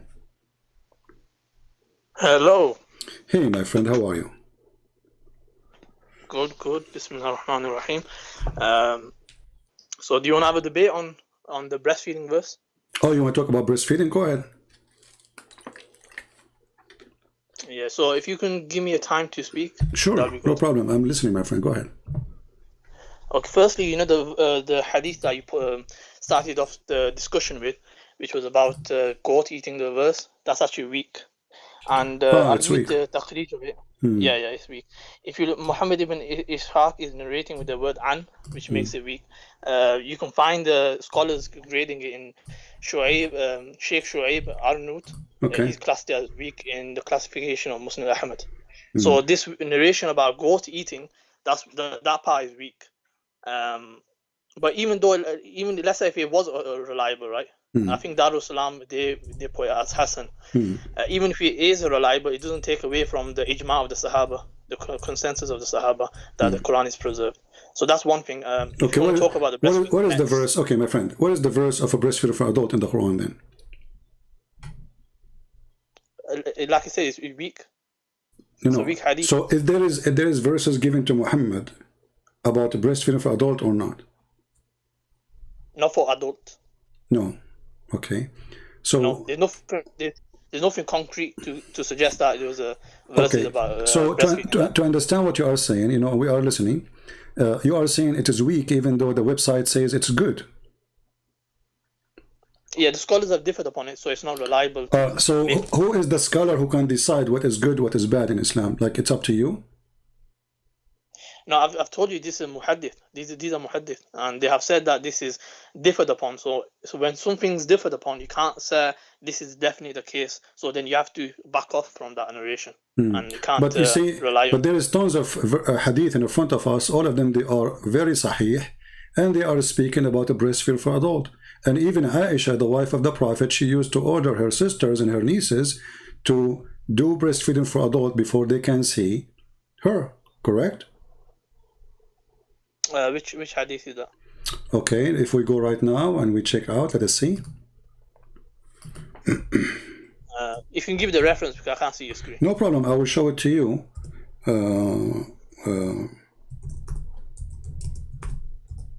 Let me give it to you. And as long as you speak Arabic, that's wonderful. And I find it very funny that Muslims, you just say that the scholars differ in what is weak and what is strong, which means Islam is very flexible. When you see something you don't like, you can call it weak anytime you want, right?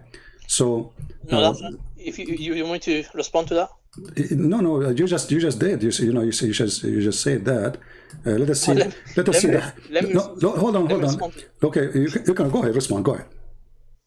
Okay, so we have mutton criticism, we have isnad criticism. So when it comes to the narrations, we investigate the narrators, and if the narrator is narrating something in an ambiguous way, then we can't. That report might become weak.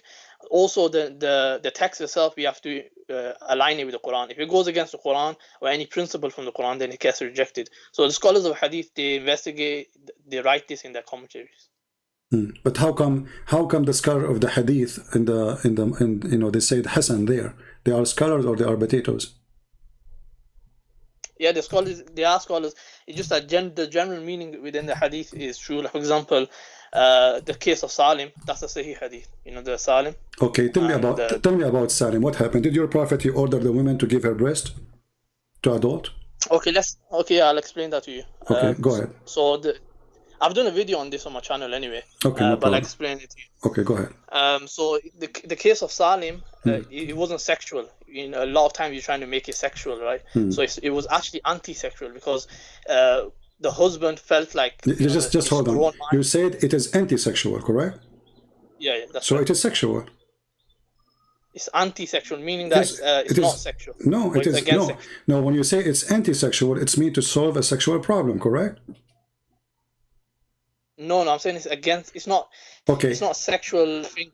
It's okay. Not something that was like the woman she have a slave in her house, and now he is adult, and the husband is jealous, correct? And now your Prophet, he order her, and she is grown woman, old woman, and he is a grown man. He have a beard, and now he is ordering your Muslim sister to give her breast to this man. What that will do? What's that? Why your Prophet ordering this woman, Sahla bint Suhail? And you said this hadith is accurate, correct? So it wasn't direct. Firstly, let me quickly run through the hadith. The hadith is because he has this grown man was coming in the house, and her husband, they wanna he had like a disgust feeling because he's not like the son, he's not a blood relative son. So due to this reason, the wife herself went to the Prophet about this, and then the Prophet said about suckling. So this suckling wasn't direct. This suckling was not direct because it's haram to have physical contact with a woman. So this suckling was, if you look in Tabaqat of Ibn Sa'd, it's mentioned that she used to pour this in a utensil. It might sound strange. You speak Arabic, right? You speak Arabic. A little bit. I've just learned. Well, the word رضاع من رضى الشيء أي مصه. So you have to suck it in the nipples. It can't. رضاع is not a drinking. Rida is not a drinking. So the Prophet says that Rida ardi'i. He did not say give him milk. And the woman, she don't have milk. She's an old woman. She had milk? Why she? Yeah, of course she did. How she have? Show me where it says that. And where you get this from that this is not suckling. It says suckling. So the hadith says suckling. And then you say to me it was not suckling.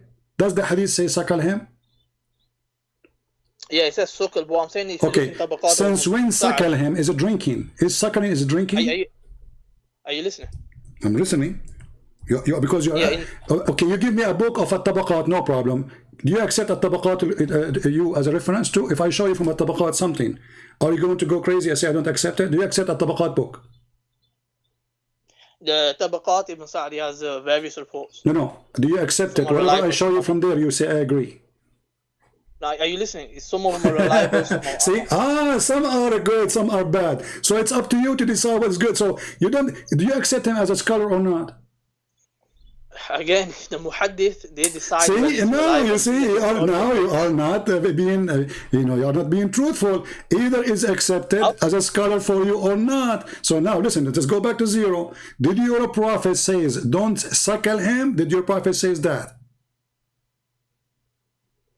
Don't suckle him. Yeah, did he say give him your milk, or he said suckle?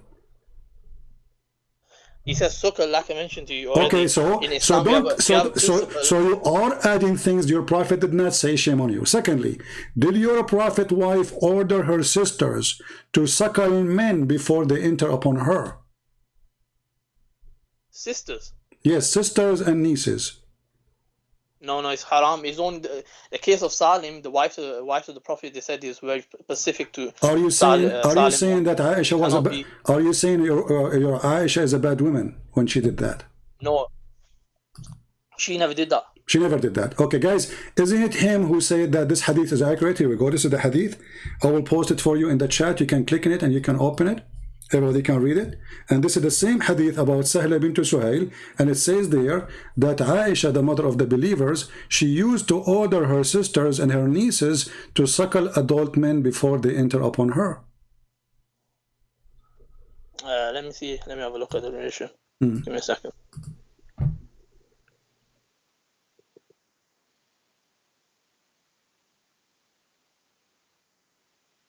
What's the hadith? I'll just find it on the thingy. I can't go back on the screen for some reason. What's the hadith? What's the reference? I just gave you the link. Let me give it to you in Skype. No problem. Hold on.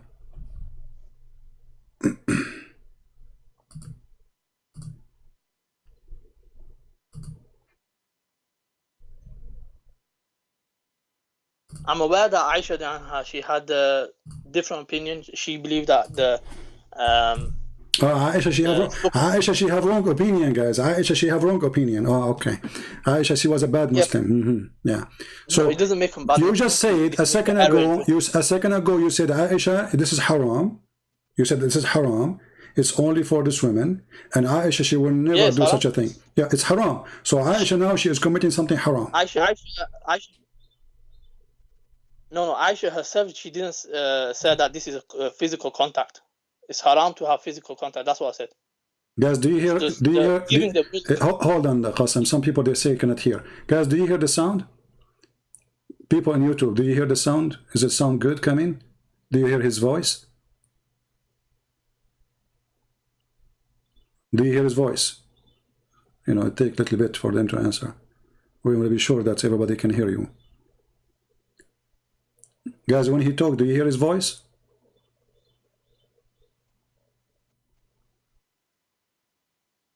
Taking some time for them to answer. Okay, you hear his voice, right? Okay, so somebody's saying he don't hear. I don't know why. Anyway, so go ahead. So Aisha, she practiced that. Why Aisha, she practiced something not right?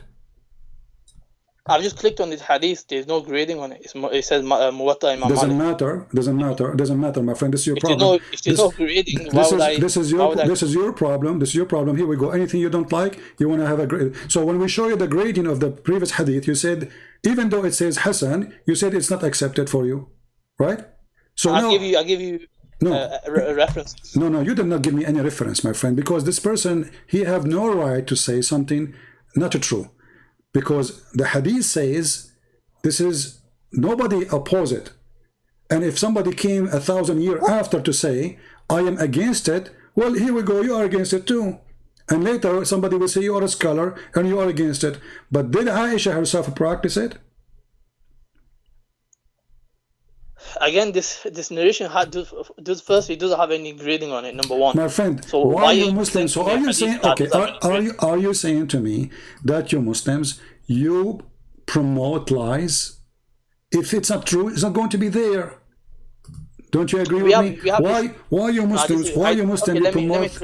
Let me explain. We have narrations. They're historical reports. So when it comes to hadith, they're like pieces of a puzzle. Some of them, it's like historical reports can be true, can be wrong. That's why we have mawdu. We have different categories, right? We have weak and strong hadith. So we have to investigate each hadith. When it comes to the Quran, we accept all of it. When it comes to hadith, we have to investigate it. So that's one of the major errors you make. But those who investigated the one which it says it is good, how come their investigation is wrong? The investigation is wrong because I told you the word an is used. Every hadith the word an used. Yeah, the scholars have mentioned. He says this narration. My friend, every hadith it says an. Even the Quran is an. So this is the most funny argument because an it's mean narrated from. So in order to arrive to us, it have to become from. So you are saying to me because it says from, you don't accept it, but that means you don't accept the Quran too. No, hold on. Let me respond to that. This narrator was actually known as for doing tadlis, so that's the reason. The practice of missing a link. So he was known for this, Muhammad ibn Ishaq. You can check this out. And that's the reason he was graded as weak. Mufti Taqi Usmani, I believe he also mentioned this. Okay, is Muwatta Malik is a good book for you? Any hadith book, they have weak hadith, some strong and some fabricated. So besides Bukhari and Muslim, they have certain areas, few hadith are categorized as weak, but generally. Okay, you know what? So okay. So now we agree that your prophet, he ordered women to give a breastfeeding for adult. You agree with that, all right? No, not generally, not all Muslims. Okay, where it says not all Muslims, where it says that, did your prophet say this is only for you? Okay, I can show you the wives of the prophet. They're saying, Salama, the wife of the Messenger of Allah, used to say, all the wives of the Messenger of Allah rejected the idea that one can kuntum. Give me the hadith. Sahih Muslim number 1454. No, I want you to give me the link, because later I don't want you to say I did not give you this link. I know the hadith you are talking about, and I'm thank you for giving it to me, because now you get yourself busted. Give me the link. You got busted, bro. Yeah, you will see. What? You will see. Huh? It's a hadith you chose, not me. Correct? It's a hadith you chosen, not me. And it's a number you gave me, not me. And it's a link you will give to me, not me. So how you can run from this now? So this is a hadith you agree with, correct? Okay, give me the link. Let me just find it on sunnah.com. In a second, you will wish you never mentioned it to me. Don't worry. Yeah, let us see.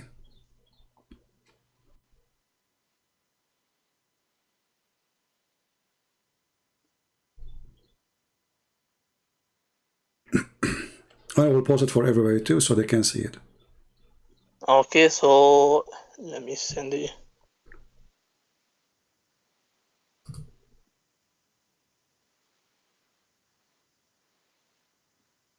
Have you got sunnah.com open?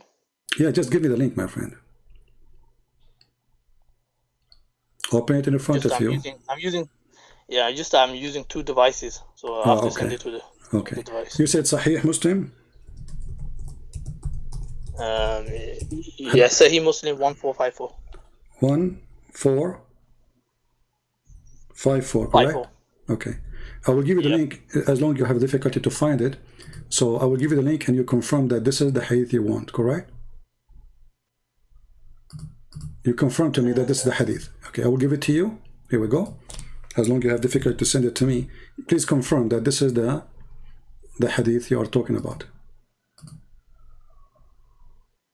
Yeah, this is the hadith. All right, that's wonderful. Does it say any grade there? It's in Sahih Muslim. Okay, but does it show grade? Did you not hear what I said before? I know, but does it show grade? I don't think you're listening. It doesn't show grade, but you accept it without a grade, correct? I said to you, Bukhari, Muslim, generally they are accepted. Okay, that's wonderful. Okay, that's wonderful then. Okay, can you read for me the hadith you gave us, please, if you don't mind? Huh? Can you read the hadith for us?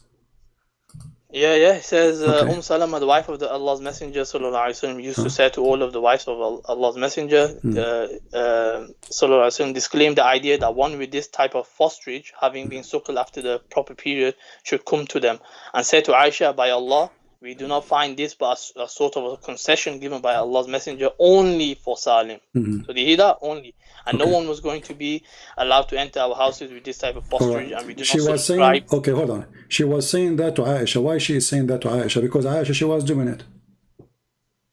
No. How does it make... The other hadith, okay, we just showed you the hadith. Aisha, she is ordering the women, her sisters and her nieces, to do breastfeeding, and now the women, they are disagreeing with her. And you are the one who said to me that they are disagreeing with Aisha, and they are saying to Aisha, this is something we did not find except it was a license only for this woman, correct?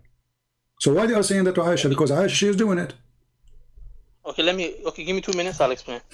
Okay. So this hadith is clearly telling you it's only for Salim. Aisha anha, she had a different opinion where this was extended to other people. Okay, what was the opinion of Aisha?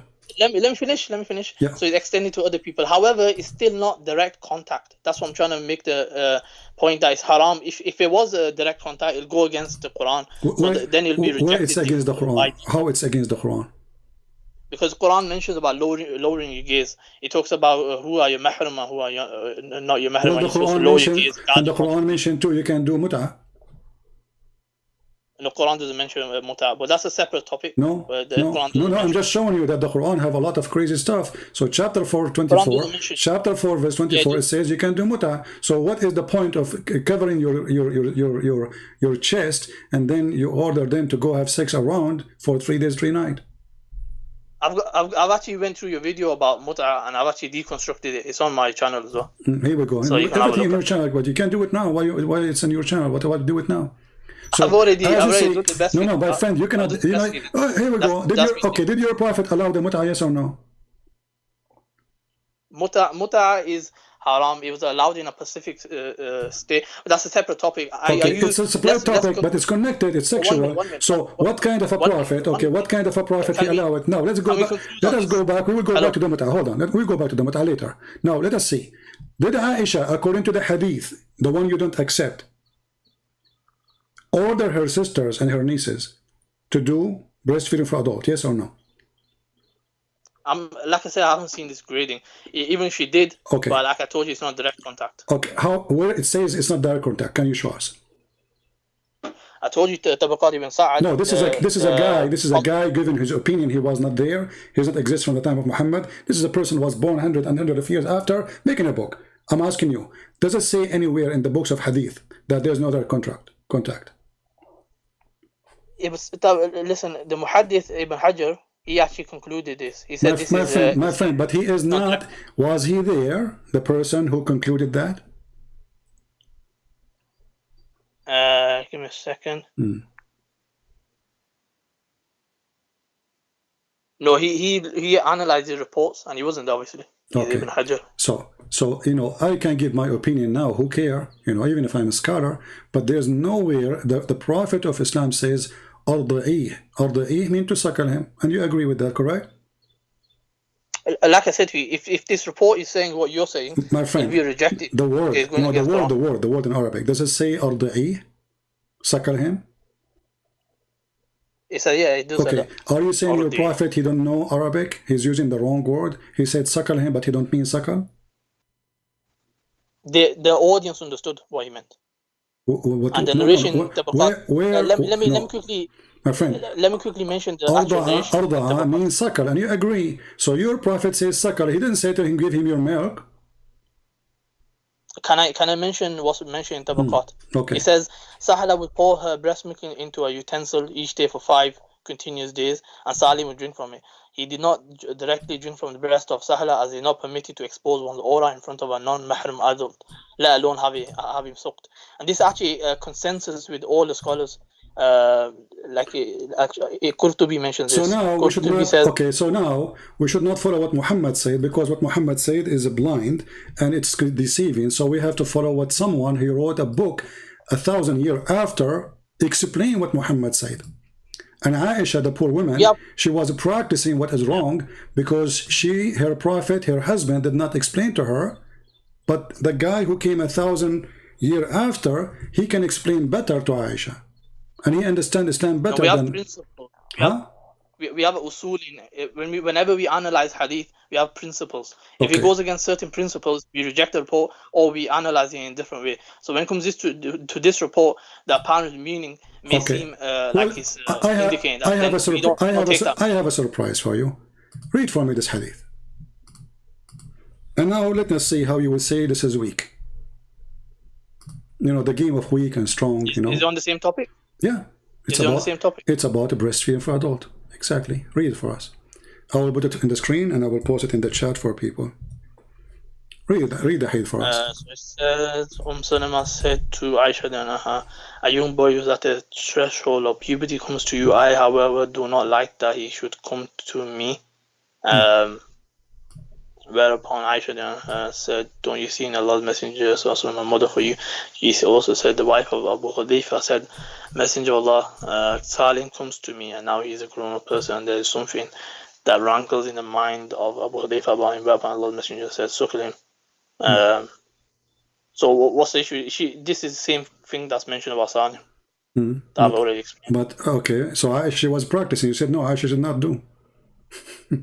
I said she had a different opinion. No, you said she did not do that. Aisha, you remember when I told you why the Salama, she is saying to Aisha that, obviously because she is practicing that, she said no. You said that.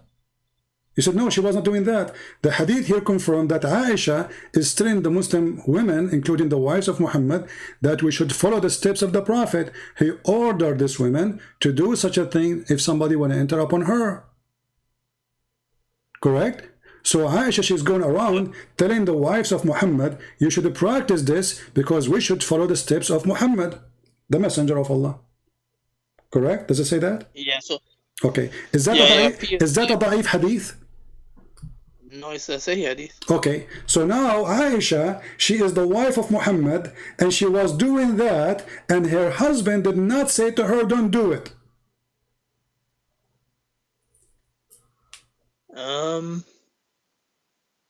Yeah, like I said, she did have a different opinion.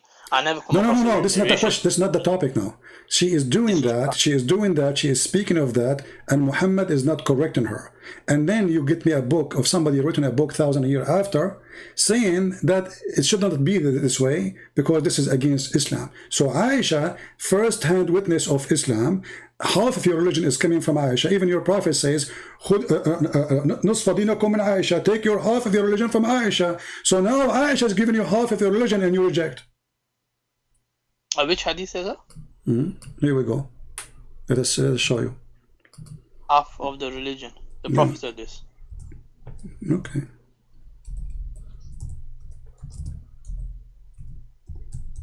You never heard of it before? I don't know. I never come across it. Sounds interesting. Very interesting. Just to show you here how Muslims, when they see something shameful in their religion, suddenly they dump Aisha, and Aisha, she is not a trustworthy person.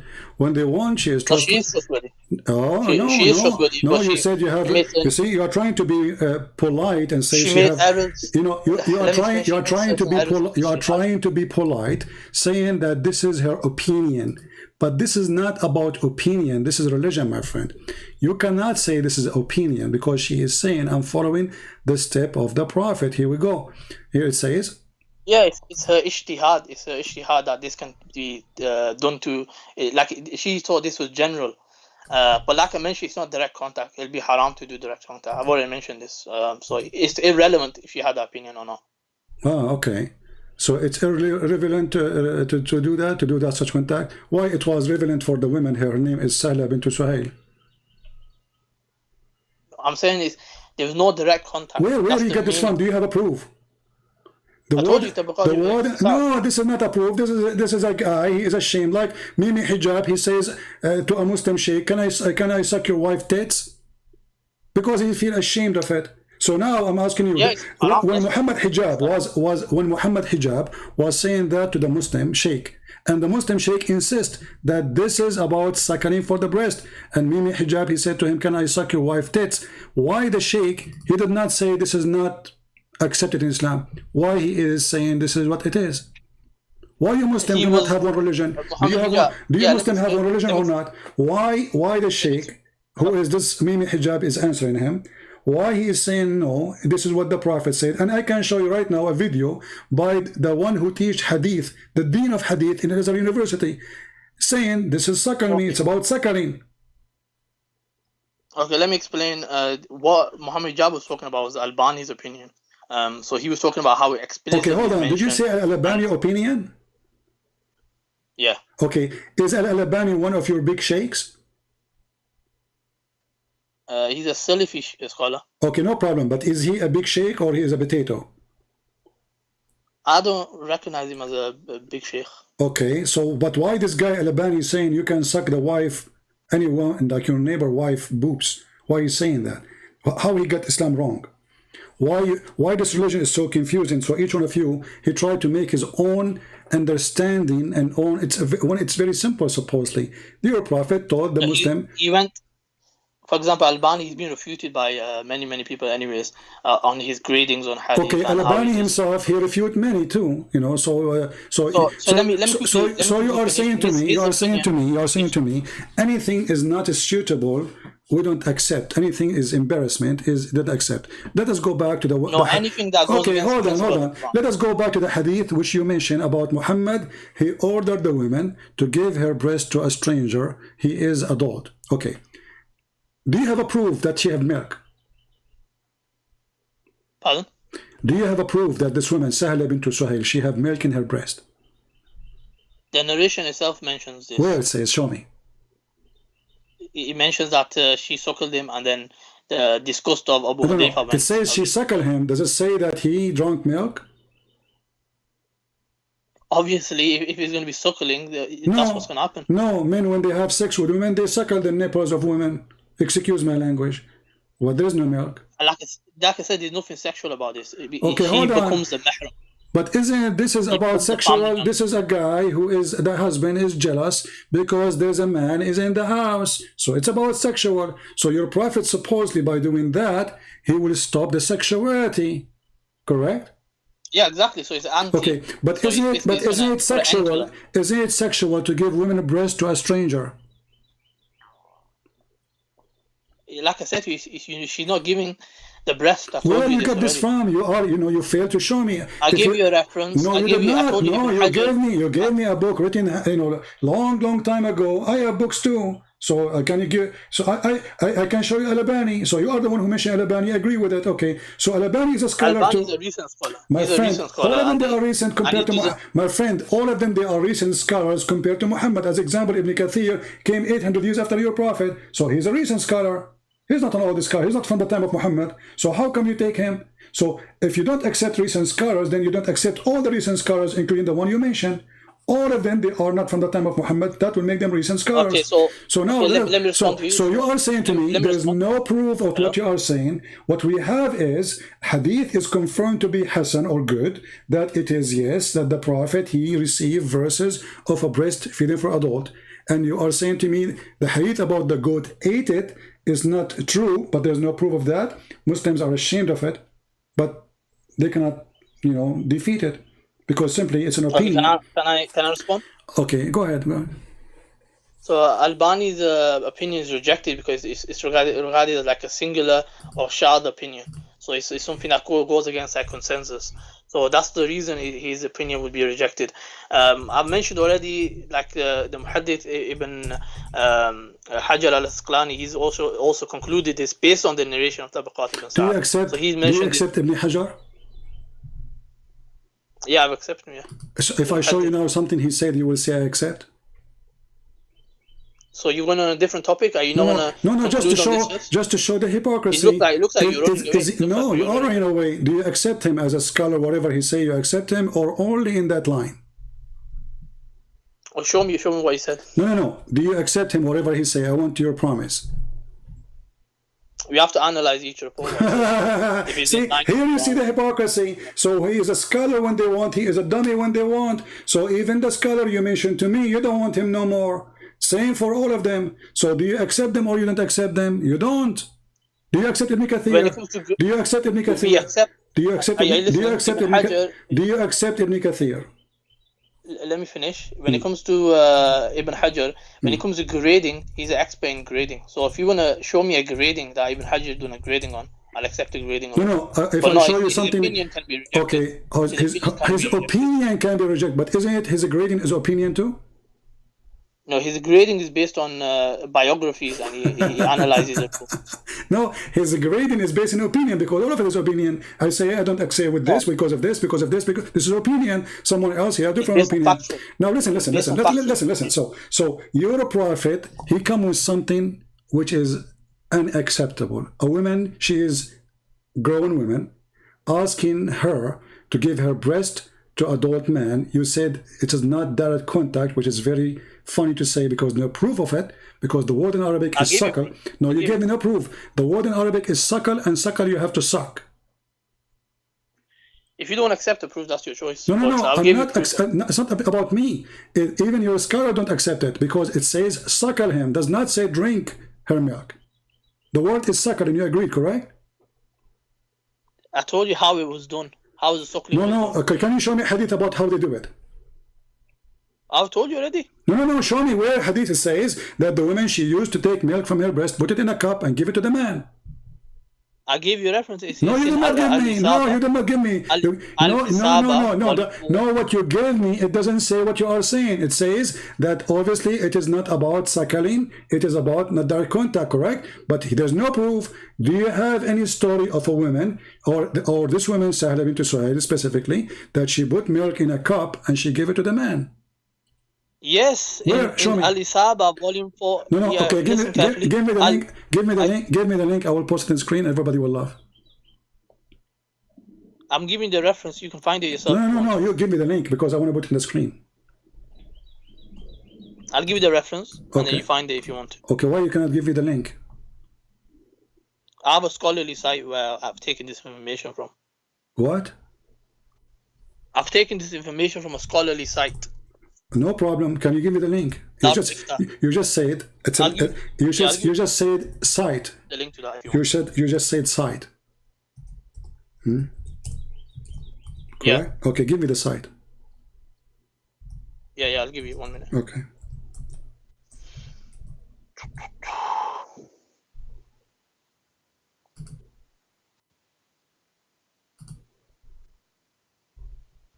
So cool.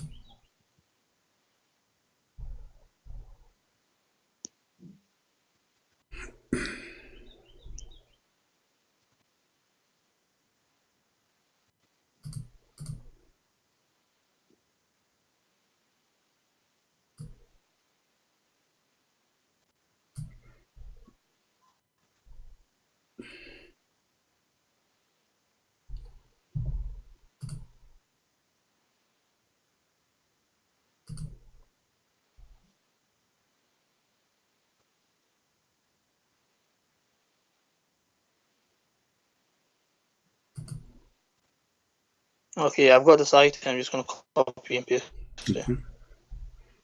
Post the link for me, please, in Skype.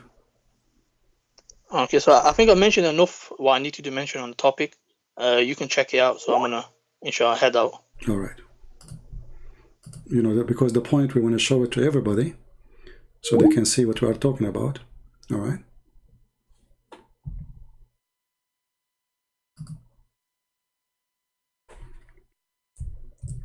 Okay, I'm going to put the link in the front of everyone.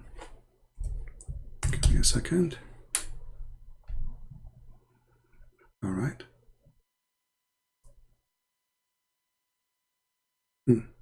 Okay, where it says what you just said, that she did take milk and put it in a cup. The hadith you gave me in front of you, it says suckle him. This is your website, correct? It says literally suckle him. Are you there? Hello? Huh, call ended.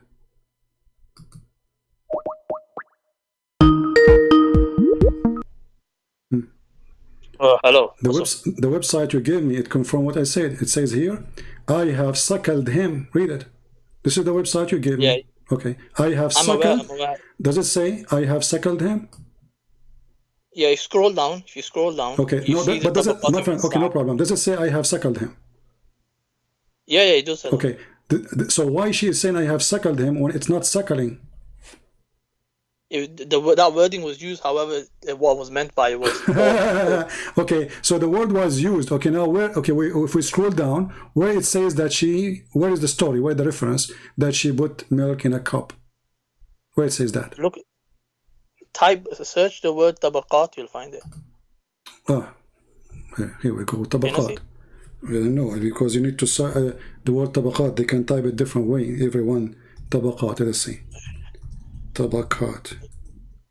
Shall I take a screenshot or? Here we go. It's narrated in Ibn Sa'ad elsewhere that Sahla would pour her breast. Okay, but where he got this from? There you go. But this is what he's saying. He's a liar unless he prove it. Do you have reference that she did that? Look How at the come? end. It Listen, says listen, Ibn listen. Hajar. Ibn Hajar How? No has problem, also my friend. mentioned Ibn this. Hajar, Ibn Potato, Ibn Tomato. No problem. Where they got He's this a from? muhaddith. Where they got this from? It tells you there what book No, it no. is. Give me the hadith. It have to be a hadith. Because they themselves, they have to get it from somewhere. So you say to me, someone he said. That is a hadith. Where is the hadith? Give me the What are you hadith. talking about? Where is the It hadith? says narrated in the Tabaqat of Ibn But Sa'd. this is That's the a book hadith. written now. This is not the hadith. This is not the hadith. This is his book. This is what he said. That's the narration. No, this is what he said. He said that. This is what he said, Ibn Sa'd. It was narrated by Ibn Sa'd in his book. Exactly. And the narration's there. But this guy was Yeah, not there, and he is not from them, and he was not exist in the time of Muhammad, and he came hundreds of years after. So now I wrote a book. It says it's narrated by Christian Prince. I mean, come on, but Christian Prince, he was not in the time of Muhammad. He came hundreds of years after. So when he come with such a knowledge, he got it from where? I don't know. I have to go to the source. See, here we go. So look what happened to you. We show you the original reference says suckle him. Even in the same page it says I suckled him. And you don't want to accept the word suckling to be suckling because it's very embarrassing. And now you want to accept a person who wrote a book 1,000 years after saying, she said suckle him, but obviously this is going to be true. That's not true. I just checked. Ibn Sa'd is from 230 after Hijr. He My died friend, even if you see, you Muslims, you have a lot of hypocrisy. You say that the book of John written 60 years after Jesus, and you don't accept it because it's written 60 years after Jesus. But the book speak about Jesus 600 years after by Muhammad. You accept, and now you are saying to me, now you are saying to me, are you going to talk about the Bible? Now you are saying to me, no, we don't talk about that. No, just to show you the hypocrisy. You said how many years after this guy? You said how many years after the guy you mentioned? How many years after?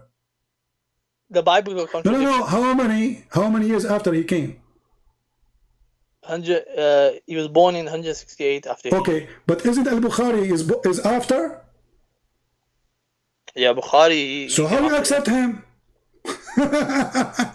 What do you mean? Al-Bukhari is a person came 200 years after Muhammad. How do you accept him to be Sahih? Why you jump into a different topic of hadith? We are not a different topic. The hadith says suckle him. You failed to give me a proof that he did not order her to suckle. The hadith I said suckle him, and she said I suckled him. She did not say I pour some milk in a dish and I gave him a drink. Why you are lying? I gave you the reference and the guide from this is not what happened. This is not what happened. This is a guy is saying that. Do he have reference for what happened? He's mentioned the narration. Ibn Hajar, he's a but this is a scholar who is giving his opinion. So now listen to this. Okay, listen to this. I finished. I've explained. Okay, listen. Okay, now the woman. Okay, no, hold on. The woman, I will go with you just for the sake of fun. The woman, she gave the guy a milk in a cup. The man, he drank the cup of milk. What happened? Became mahram. If I show you a fatwa, it says that you can marry a woman even if you suckle her milk, as long you are not doing that when you are a child. What you will do? So what? Okay, let me explain this. Do you want me to explain it or no? No. I want you to answer me. Is it true that this is one? Yeah, I am going to answer. I'm saying, are you going to give me time? Okay, go ahead. Okay, so this case, what they're talking about is it was the case of Salim. They're saying it's specific for Salim, so he becomes a mahram. But when it comes to anyone else, even if you drink the milk, they don't become mahram. Look at this religion. Allah, He created a rule. This religion's got plenty. This is the religion. This religion got plenty. Created a rule. Allah, He created a rule only for one woman. Only that man will be forbidden for her. The rest of men, no. That means this is hypocrisy. That means this milk can do nothing. Hold on. So you are saying to me now that having milk from a woman in the time when you are old, that will not change the fact that still you can sleep with her, correct? When it comes that particular rule is no longer applicable. How come? It's been abrogated. Where? I've already told you the wives of the Prophet mentioned this. Where? No, you just said it's abrogated. Do you hear what I said? No, you just said it's abrogated. Where? Did you hear what I said? I heard. You are the one who said. You are the one who said it's abrogated, so it have to be in the Quran. Show me the verses which abrogating this rule. Abrogation doesn't necessarily need to be in the Quran. It can be also in a hadith. Okay, so guys, did you hear this? Did you hear this? The Muslim, they don't follow the Quran because the Quran is not the book of guidance. It is in the hadith. Show me the hadith. Did you? Oh my days! Look in the reference I sent you the link. No. Give me the hadith. Show me the hadith. It's abrogating the hadith. You said that this is abrogated. It's you who said the word abrogated, not me. Show me. I've already told you. No. Where is the hadith? Where is the hadith? It's abrogating this hadith. In the hadith, it says it was only the wives have said it's only for Salim. My friend, you just said it's abrogated. The wives of Muhammad. Okay, are you Muslim? You follow Muhammad or his wives? We follow the companions. So if there's a consensus on a matter, follow the companion. What the wives are companions. That's wonderful. So Aisha, she is one of the companions, and she is the most important companion. So how come you don't want Aisha no more? At the same time, my friend, you said to me it's abrogated, so it have to be abrogated by your prophet. Show me the hadith. It cannot be abrogated by the companion, correct? It have to be abrogated by. Okay, so I'm gonna go now. I've explained what I need to explain. Take care. Do you have the hadith where it's abrogated? Where is going? Guys, did he say abrogate? And he hang up. It's abrogated. Okay, now we have a bigger problem. Because now we have to find the verse which is abrogating this. So we have hadith saying that those are verses sent down by Allah, not a hadith. Verses. And he is the one who says it's abrogated. And actually even the hadith here in front of us, it says it's abrogated. Where is the verses of abrogation? Read the funny Islamic statement. It says, these verses abrogated by recitation. And now it is 5. Okay, what is the verse for 5? And in order to say it's abrogated, that means it have to be not a hadith, because you cannot abrogate a hadith. Abrogation happened only the Quran. So Aisha practiced it. Aisha confirmed that those were verses.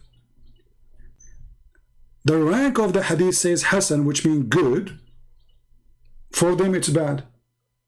Why? Because it's embarrassing. And look what he just said. Priceless. He said this is a rule only given for that woman. Show me. Where your prophet said this is only for you. Since when Muhammad he say only this is for you? Show me.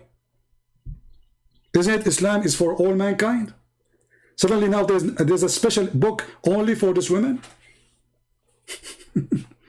No. It's only for that woman. Yeah. And she did not suckle him. She gave milk. Okay, where? It says suckle him. And he hang up. Where do you go, my friend? Let me call you back. We just started.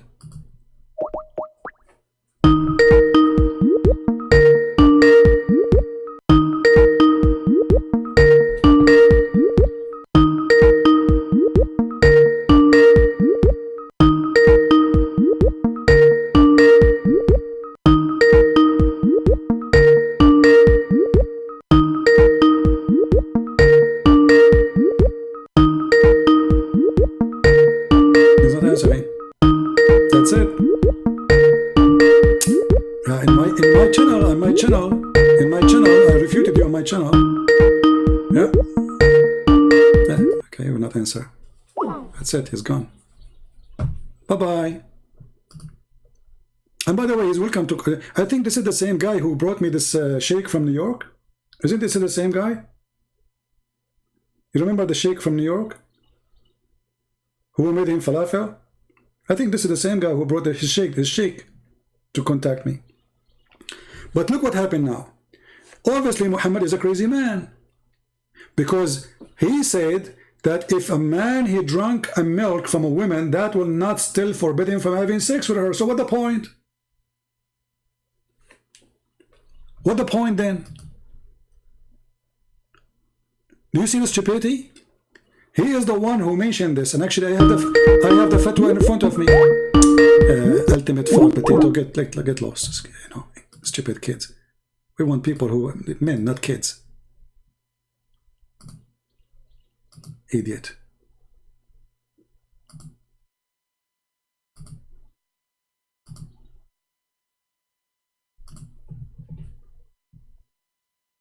Stupidity is amazing. Do we have any Muslim who would like to tell us something good about his religion?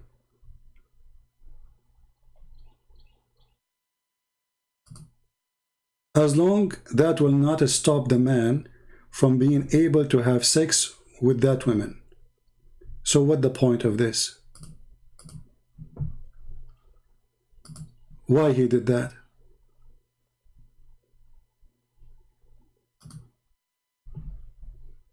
Any Muslim can tell us? What the point? Crazy, sick, mental illness.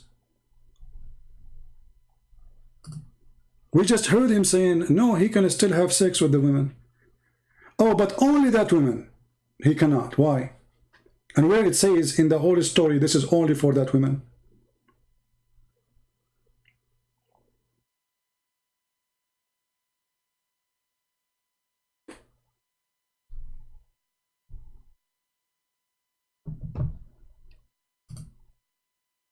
Actually, the answer of Muhammad about that a woman she have to suckle an adult man, proving to us again that Muhammad is making fun of his people. Because this is stupid. And because today they are ashamed of what their prophet taught, they don't want to accept it, so they say, oh, he did not mean suckle, but the hadith says suckle.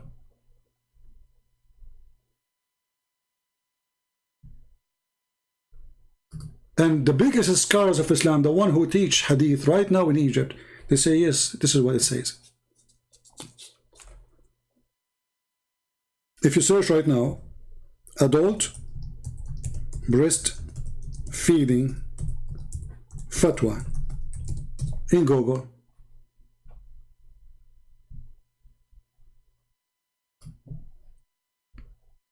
it's all over.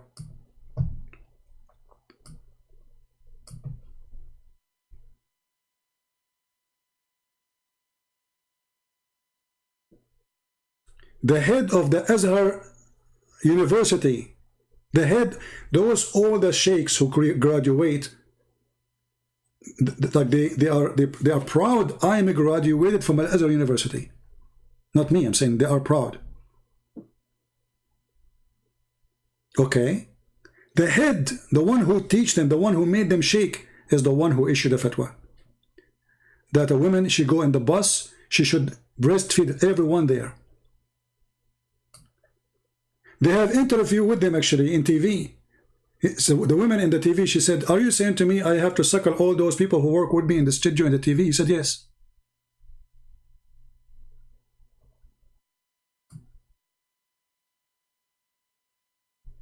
And all the story reference says that this woman who we are talking about, she is not a young woman. She is over the age to have children.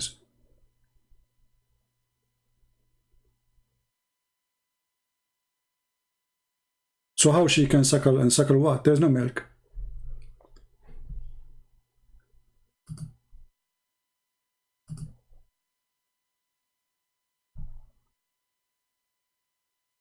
So Qasim, why you hang up, my friend?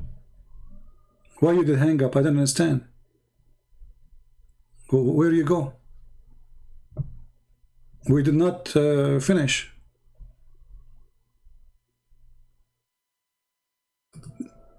Can you come back on Skype? And I will not ask you a question. You know, you tell me something. You know, we will change the topic. We spoke about it enough. What about Muhammad Qasim? He called us again and show us a clear proof that Muhammad is a prophet. What do you think, guys?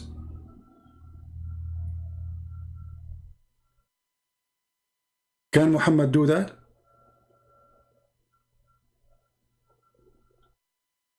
When somebody says that he have a prophet,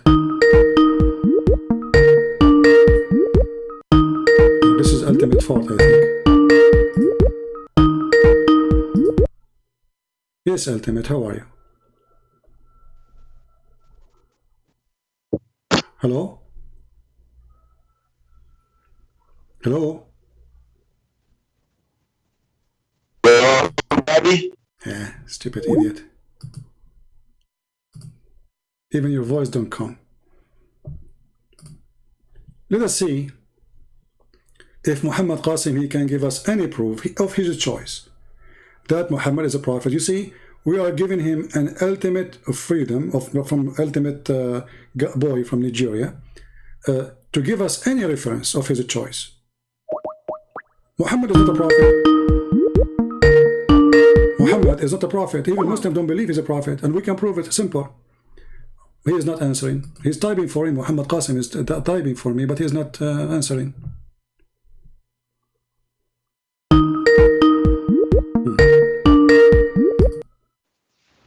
Hello? Hello, yes? Yes, my friend. Do you hear me? Yes, you're a Muslim? Yes. All right, what do you like to say to us? I was saying, I don't know if you heard me, if there's any proof that Muhammad is a prophet? First of all, who are you? Who are you? You are calling me and you're asking me who are you? No, I'm just...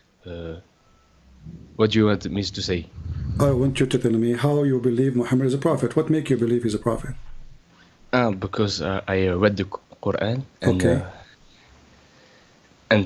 I have, come to the conclusion that he's a prophet. Okay, help me to get the same conclusion you got from the Quran, as you said. How?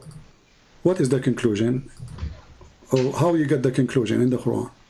Because in the Quran, yes, you have a lot of narrations too, and for example, you have the people of Moses, the people of a lot of prophets, and the main message is reiterated over and over again.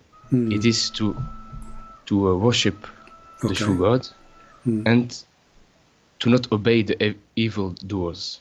And when I read the Quran, yes, I found this pattern and I concluded this is true. All right. So the Quran forbid you from doing evil? Yes. That's really strange, because what I know that the Quran order you to do evil. Yes. Where? Okay. Let me ask you: is having sex with the children is evil or not? It's evil. Okay. Did the Quran order you to have sex with the children? No. Okay. I think not. All right. Let us see if this is true or not. So if we go to the Quran right now, and I will give you the verses so you can read with me. All right.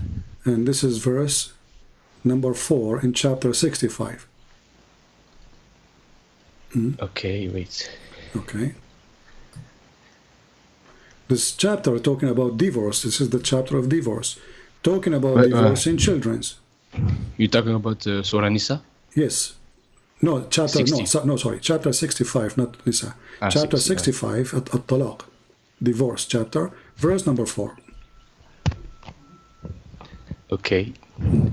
Wait. 64. Yes.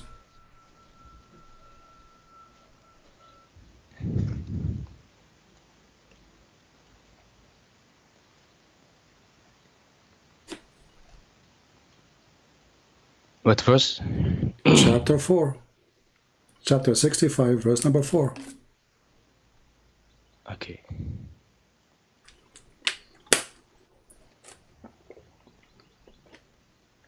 Number 4.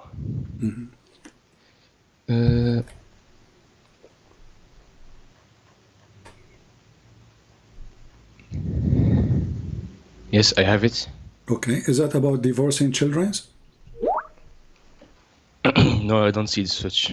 Okay. Do you like who explained the Quran for you? The scholars, correct? No. Who explained it for you? If you read it logically, you don't need any explanation. Oh, okay. I like the word logically. So why you Muslims have tons of tafsir books then? If there's logically. Because Because no, look, in the first century of Islam, the Muslims, they were doing great. Did they not? They were winning. They were what? They were what? They were winning all over the Middle East, the battles against the Romans, the Persians. Okay. That's history. Okay. But later on, they failed and they got destroyed up until today. Okay. Isn't that true? Yeah. But how come? It is because in the first century of Islam, the Muslims were following the Quran logically. Great. But you know, the Persians, when they lost, they were not just waiting for the Muslims to do whatever they want. They had a plan, and their plan was to invent So my friend, literature. Okay, what you just said now, that the first generation of Islam, those are the good Muslim, correct? Yes. That's why you don't have any hadith. Okay, no problem. This is Ibn Abbas, the cousin of your prophet, and your prophet named him to be the scholar to explain the Quran. Look what he says. But those who have, hold on. He says those who have no administration because they are too young. Do you see it? That's a wrong explanation. But this is Ibn Abbas, and you are the one who told me that the first generation of Islam, they are the true Muslims. Who is Ibn Abbas? Who is this man? The cousin of your prophet, and your prophet named him to be how do you know that? Because this is what your Muslim says. This is the cousin. Yes, but when was this hadith written? How many years after the death of the prophet? Well, maybe a week after. I don't know. No, this it is was his cousin. 300 years. He lived. No, just he 300 years. He 300 years after the death of the prophet. Okay, but all the hadith is collected hundreds of years after the prophet. So you accept that? Yes. You don't accept any hadith? I don't accept any hadith. Okay, all right. So did you hear the hadith? It says that there's no there's no difference between the black and white hadith. I don't accept any hadith. You don't accept any hadith. Okay. So as long as you don't accept any hadith. Yes. Do you know Arabic? A little bit. So how you understand Islam then? But just by reading the Quran. By the way, when you say Islam, but you don't know Arabic. How you can read the Quran? Look. You don't need. Okay, look. The Quran says it is sent to all mankind: the Chinese, the Indians, everyone. Where it says that? Where it says that? Rahmatul lil alamin. It says it's all mankind. No, he's talking about Alameen is talking about genie and human, and the human are the Arab. Let us go to the Quran. You are the one who said that you accept only Quran, correct? Yes. All right, that's wonderful. So in the Quran it says Allah will not send a book or a messenger unless in the language and the tongue of the people. Does the Quran says that or no? Yes, and it did so. It sent to the Arabs, and the Arabs understand it. So how this is a book for all mankind if it says only I will send to people who speak the language? Because God knows that people will translate it to other people to spread the message. No, read carefully. It says here, we sent not a messenger except to teach in the language of his own people in order to make things clear for them. Okay, so the things will not be clear for you unless Allah He send you a book in your language from a prophet, or a prophet he is from your people. The Quran saying that and confirming He never sent anyone. This is in the time of Muhammad, including Muhammad. So how Muhammad can be a prophet for you when you are an Indonesian person? Are you from Indonesia? No. Where are you from, if you don't mind? I'm from Belgium. Belgium, okay. Yes. Where are you from originally? My parents from Morocco. Oh, okay. So, okay, Moroccan are not Arab, and they don't speak Arabic. So the Quran says... Yes, they do. No, they do speak the Arabic you speak today is not Arabic. Come on. It's a dialect. Come on. You know. But and Moroccan are not Arab. Moroccan are, they are not to do the Arab. The Arabic yes, you buy. Yes. Okay. Okay. So now the Quran confirmed, and you are the one who said I accept only Quran, that we never send a book except in the tongue of the people and in the language of the people, and the prophet have to be from the people. So how Muhammad is a prophet for someone from Indonesia? Can you show me this verse, please? Chapter 14, verse number 4. It's on the screen. Chapter 14, okay. I will look at it. And even the Quran make it clear in order they might understand. Yes, because obviously God cannot send every language to, he has to choose one language. No, so that the people it says the can opposite. understand. No, my friend. It says the opposite. It says Allah will not send a messenger, and He did not send a messenger except to teach in the tongue and the language of the people, and he have to be from the people. So you're saying the opposite now. So in India, there's at least 400 languages. So in order for Allah to send Islam to Indian, He have to send 400 messengers, and each one of them have a book in their language, just for India alone. Yes, that's a good point.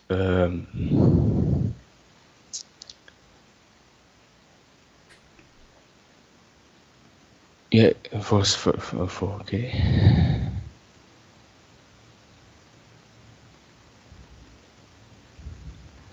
But in the verse it says that He might make plain. For me, the Quran is plain. I understand it. No. It says they might understand. So they might understand. So Allah, what confirmed for us, my friend, here, that Allah sent not. Does it say we sent not? It says messenger. Okay, we sent prophet not. Was a messenger and a prophet. It doesn't matter. No, he's a messenger. Messenger. No, I distinguish. You see, this is funny when the Muslims they say messenger and the prophet, because a message from who? It's from everyone can be a messenger. Okay. I can be a messenger. You can be a messenger. Everyone can be a messenger. But isn't it all the message coming from God is unknown? Look, the message. Look. Is it known or unknown? So if God now give me a message, and now that make me a messenger, okay. If I then say to you the message, do you know the message of Allah without me? No. I have to say to you what He told me. So a messenger is a prophet of Allah, because he go to you, he prophesied to you, he says to you, I warn you, judgment day is coming. So he's prophesying about judgment day. So a messenger, he have to be a prophet prophesying in the name of God. It's not his prophecy. It is no. A messenger is someone who has a message. Okay, my friend, let us go with you. Okay, is Muhammad a messenger or not? He is. Okay, the verse says we send not a messenger, correct? Yes. Okay, so Muhammad is included. Muhammad is included, yes. Okay, so we send not a messenger, including Muhammad, except to teach in the language of his own people, in order to make it clear for them. Yes. So he have to be from the people, and the book have to be in their language. So the Quran cannot be. No, not the book, not the book. It doesn't say the book. It says. It says a messenger in their tongue. It does not say a book in their tongue. Okay. What the message in which tongue? A messenger, it says. Okay, the message in which tongue? It can be every tongue. No, it says in the tongue of his own, in the tongue of his people. This verse it says every people. Okay, when Muhammad was teaching, did he teach Quran, or he was not using Quran? Look, just let me explain. Is the Quran is part of the teaching of Muhammad? No, it's teaching of God. Okay, and who is the one who gave you the Quran? Jibril, the angel. And Jibril gave it to who? He gave it to a man called Muhammad. Okay, and Muhammad gave it to you, correct? No, he don't. I never saw Muhammad give it to me. No, he's dead 400 years ago. Okay, but didn't he give to grandfather and then gave him to you? No. He had the message he shared with the people around him, and the people. So Muhammad he shared the message with the people. What the message is? It was the Quran. Yes. Okay, so this is what the verse is saying. Muhammad, he is a messenger, and one of many messengers we send, but none of them we send except in the tongue of his own people, to make it clear for them. So Muhammad, he cannot be a messenger for someone from Morocco. No, he cannot be a messenger for. No, yes, true. But he can be a prophet for someone else. No, he cannot be a messenger. If you can't be a messenger, you can be a prophet anyway. So you cannot. No, that's not true. Because that's not what I believe. No, because you cannot be a prophet without delivering a message. No, you can be a prophet. Can you be a prophet without delivering a message from God? No. You cannot. Okay, but just look, Muhammad, he had a message. So he shared the message with his people. Okay. His people was of the same tongue, Arabic. But their people, so whoever received the Quran, he shared it elsewhere with other people in their tongue. So it continued. So it has not to be Arabic. Who said that? But the verse does not say it has to be Arabic. No, it says, here we go. It says the messenger has to be in there. No, not the message. We will show you different verses, no problem. The Quran confirms it have to be Arabic, and it is for the Arab. Look, it's very simple. Muhammad, he sends the message My friend, in Arabic. it's very simple. You don't know. You know what we're talking about. It says, "Inna anzalnahu Qur'anan Arabiyyan la'allakum taqilun." Okay. Yes. So okay. you have to learn Arabic. We send it to you. No, we send it to you in Arabic, so you might understand. Okay. So now, the because Quran. Arabic is a coherent language. It's a logical language. It's not like any other language who has a lot of inconsistencies. The Quran, the Arabic does not have inconsistency. Okay. Well, the name of your God is wrong. The word bism in the Quran the Quran is full of Arabic mistakes. But let us go here. Yes. It says a book where 4 verses are explained in details in Arabic. Does it say that? Yes. Okay. Is the Quran explained? Yes. Okay. Explain to me chapter 65 verse 4. 65 verse 5. Verse 4. The one I gave it to you first time. Okay, wait. Verse 4, okay, At-Talaq. So, verse 4, and for such women of despair of menstruation, if you doubt, their waiting period shall be 3 months. As well as for those who have not menstruated, and for those who are bearing, their waiting period shall be till they lay down their burden. Wonderful. And whoso is prudent, fear of God, he makes for him of his command ease. Wonderful. So the Quran confirms in chapter 41 verse number 3 that the Quran is self-explained book. Wonderful.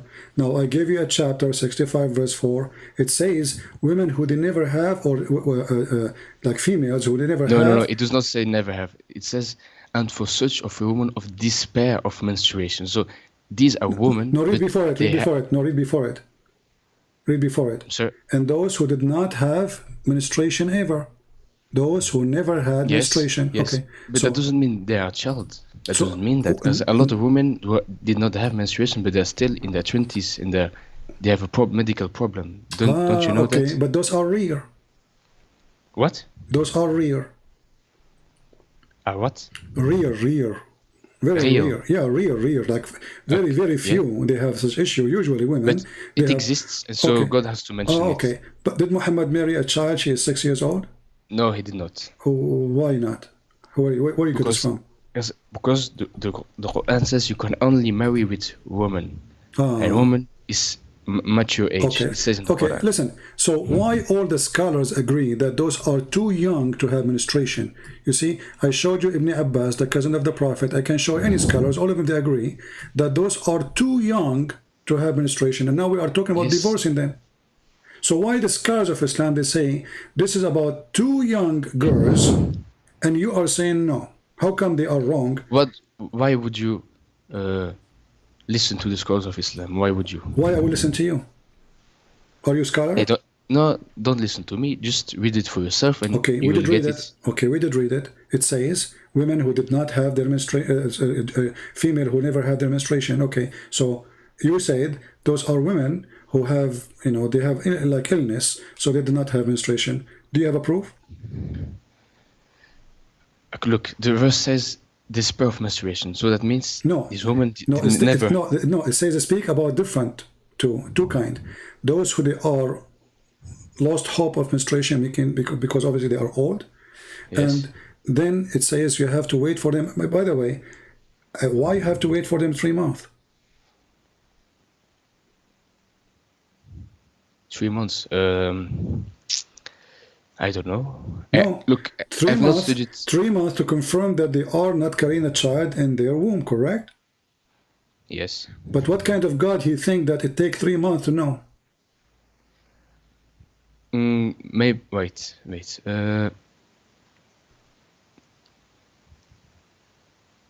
Well, I don't know why it's 3 months. Because it's wrong. I don't know. Because it's wrong. You do not need to wait 3 months to know. Why is it wrong? But who do you? The woman, she have her period. That's it. That means she is not carrying a child.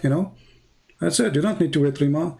1 month, 2 months. That's it. 3 months. This guy, Muhammad, is stuck with number 3. So the verse here is speaking about having sex with the children and divorcing children. And the hadith confirmed that your prophet married 6-year-old girl. No, and this is but evil. This is your interpretation. This is This your not, reading of this it. is not my interpretation. No, this is Yes, your interpretation. yes, See, this is Ibn Abbas. This is Ibn Abbas, my friend. Yes.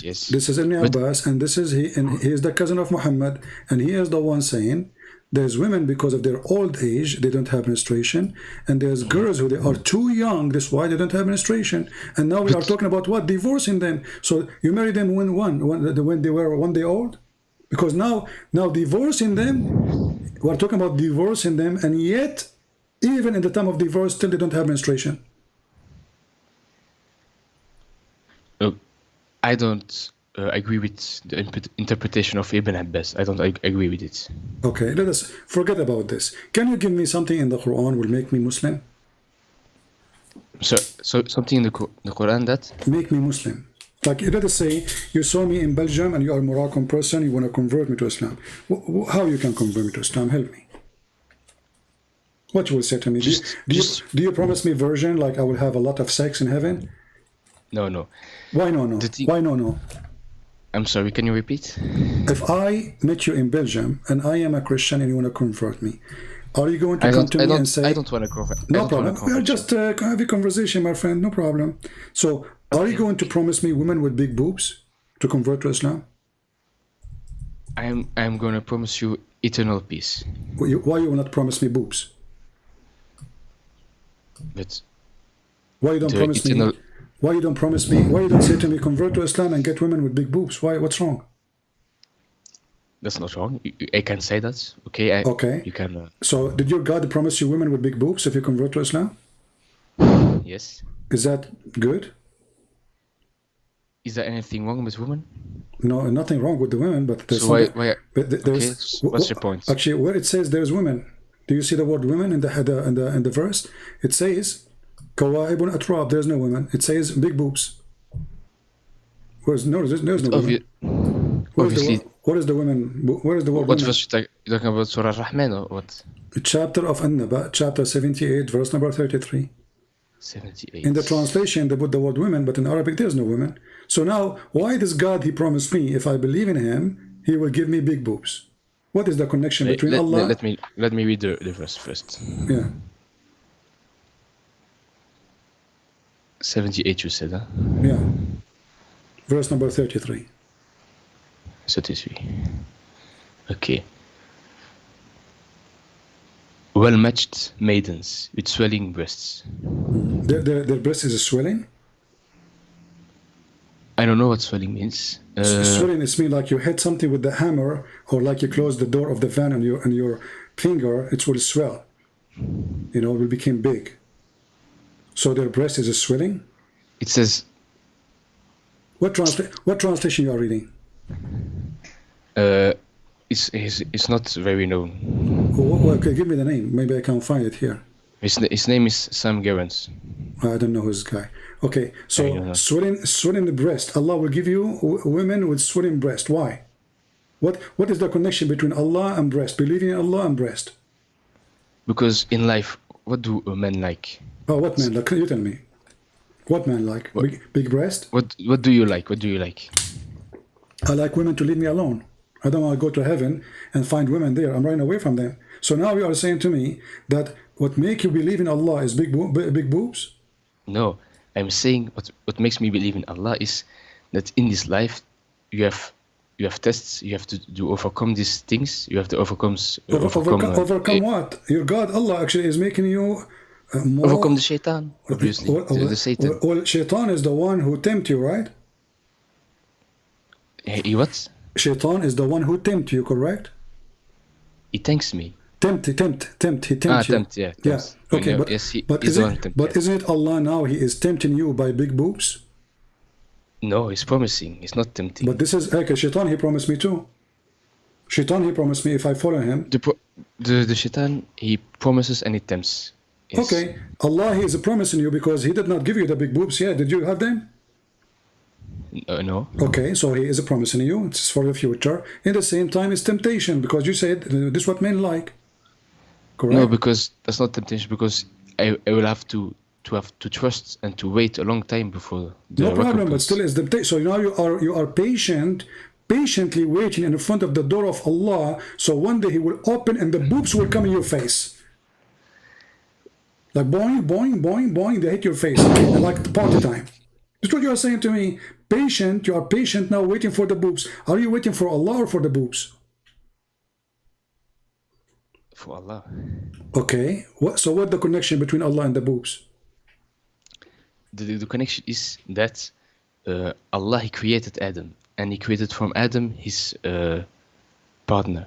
Okay. And so that you can have tranquility. Well, he should have promised you. He should have promised you then the same as He promised Adam. Eve, someone, a woman, you love her and she love you. That's it. But He is not promising you Eve. He promised you women you do not know. And He is promising you that, look what He described for you. He says that their vagina has never been touched by a genie or a human. I don't want to use the bad language because the Quran uses bad language. Why is that? Because the Quran uses bad language. No. Oh, let me show you. Here we go. Why Allah describing for me what is inside the vagina? So now we knew that they have big boobs, and now He is describing what is inside the vagina. Where do we find that? Well, all over the Quran, my friend. Here we go. Let us show you. You can read with me in the screen, and people will see. Read with me. Voluptuous women of equal age. Chapter 55, verse number 56. Wherein both will be those median, restraining in their gallants upon their husbands, whom no man or jinn yatmuthahun. Between two brackets, He opened their hymens with sexual intercourse. So Allah is telling you, He is telling you what is inside the vagina now. He described what is inside the vagina. Why He's doing that? Why He don't say virgin? Why He described what is inside the vagina? Wait, restraining the husbands. He does not describe what is in it. No, He described, because He told us that the skin is inside the vagina is never been broken, correct? Yes. Okay, so, and they did not bleed. Okay, so Allah, He described for us, not the women, He described for us their vagina. The state of the women. Oh, no, the state of the vagina, not of the women. But it is part of the woman. Okay, do you see the women there? Do you see the word women?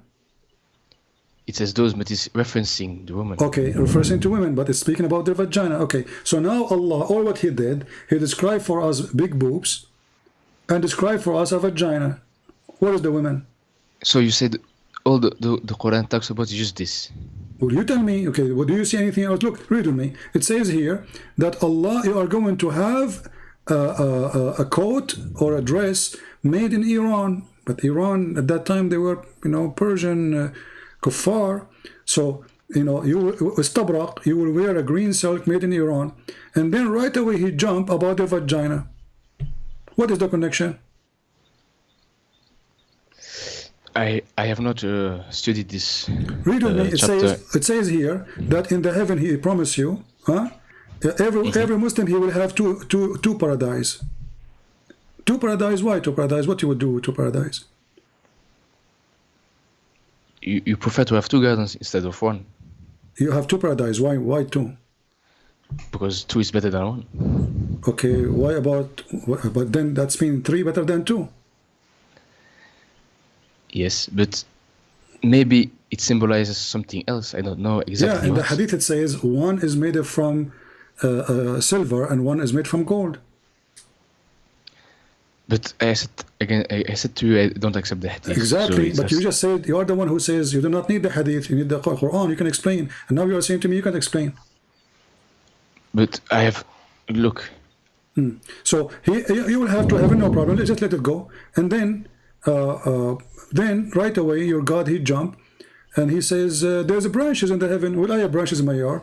And then look, okay, and there is two spring of water flowing. There's two spring. What does that mean? So who care? And then there is from every kind of a fruit, two kind, male and female. That's what's funny and stupid. And then he says, and then he will be sitting on a couch or in a bed, and those beds are covered, the fabric of it made in Iran.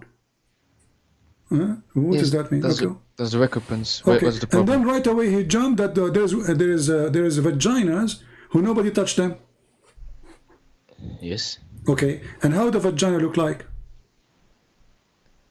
So, I'm sorry? How the vaginas look like? Do they look like rubies?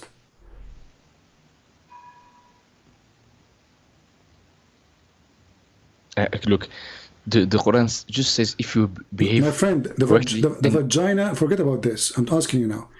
Does the Quran describe the vagina how they look like?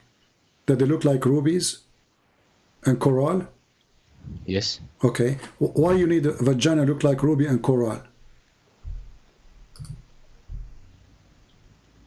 I'm sorry, why? Why what? You know, a vagina look like ruby. I mean, what does that mean?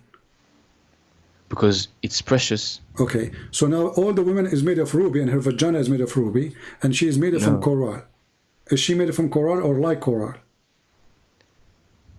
It's whatever you want. You are in the paradise, you decide what you want. Oh, you can redesign it. I feel, okay, whatever you want. That's wonderful. Okay, so now, why this God is making us talking about food, dress? It says they are not rubies. They are like okay, rubies, they are not like. Are you saying Allah is like. lying? Are you saying lying? They are like It's rubies. like you say. It's Okay. like you say. My son is like something very like a core ruby. It's like your son is precious. It just mean that. Okay, they are like rubies. But is ruby Yes. how women they can be like? It's a metaphor. It's a metaphor. Exactly, it's a metaphor. But he's describing us. Is the women metaphor or they are real? The one what? Are they metaphor, the women, or real? They are real. Okay, so what is the metaphor of a vagina which look like ruby? It means that it is like a ruby. It's precious. It's a precious vagina? Yes. Wonderful. You know, I'm converting, by the way, because now we heard that there's a God. He will give us women, they are like rubies and their vagina look like rubies. And this is my dream. You know, I was afraid that women vagina, they are not like rubies or coral, but now Allah, He convinced me, yeah. So this is what will make me become a Muslim? Okay, No. What if I don't become a Muslim? What Allah will do to me? But you don't even know what Muslim means. What does Muslim mean? You tell me. Go ahead. Muslim means someone who submits. Where it submits. says that? Where you learn this? It says min al-Muslimin. It says that what the Muslim. It comes from the root word salam. Islam. It means submission. No, my friend. Salam is the opposite. Salam mean, peace. Islam mean to surrender. Yes.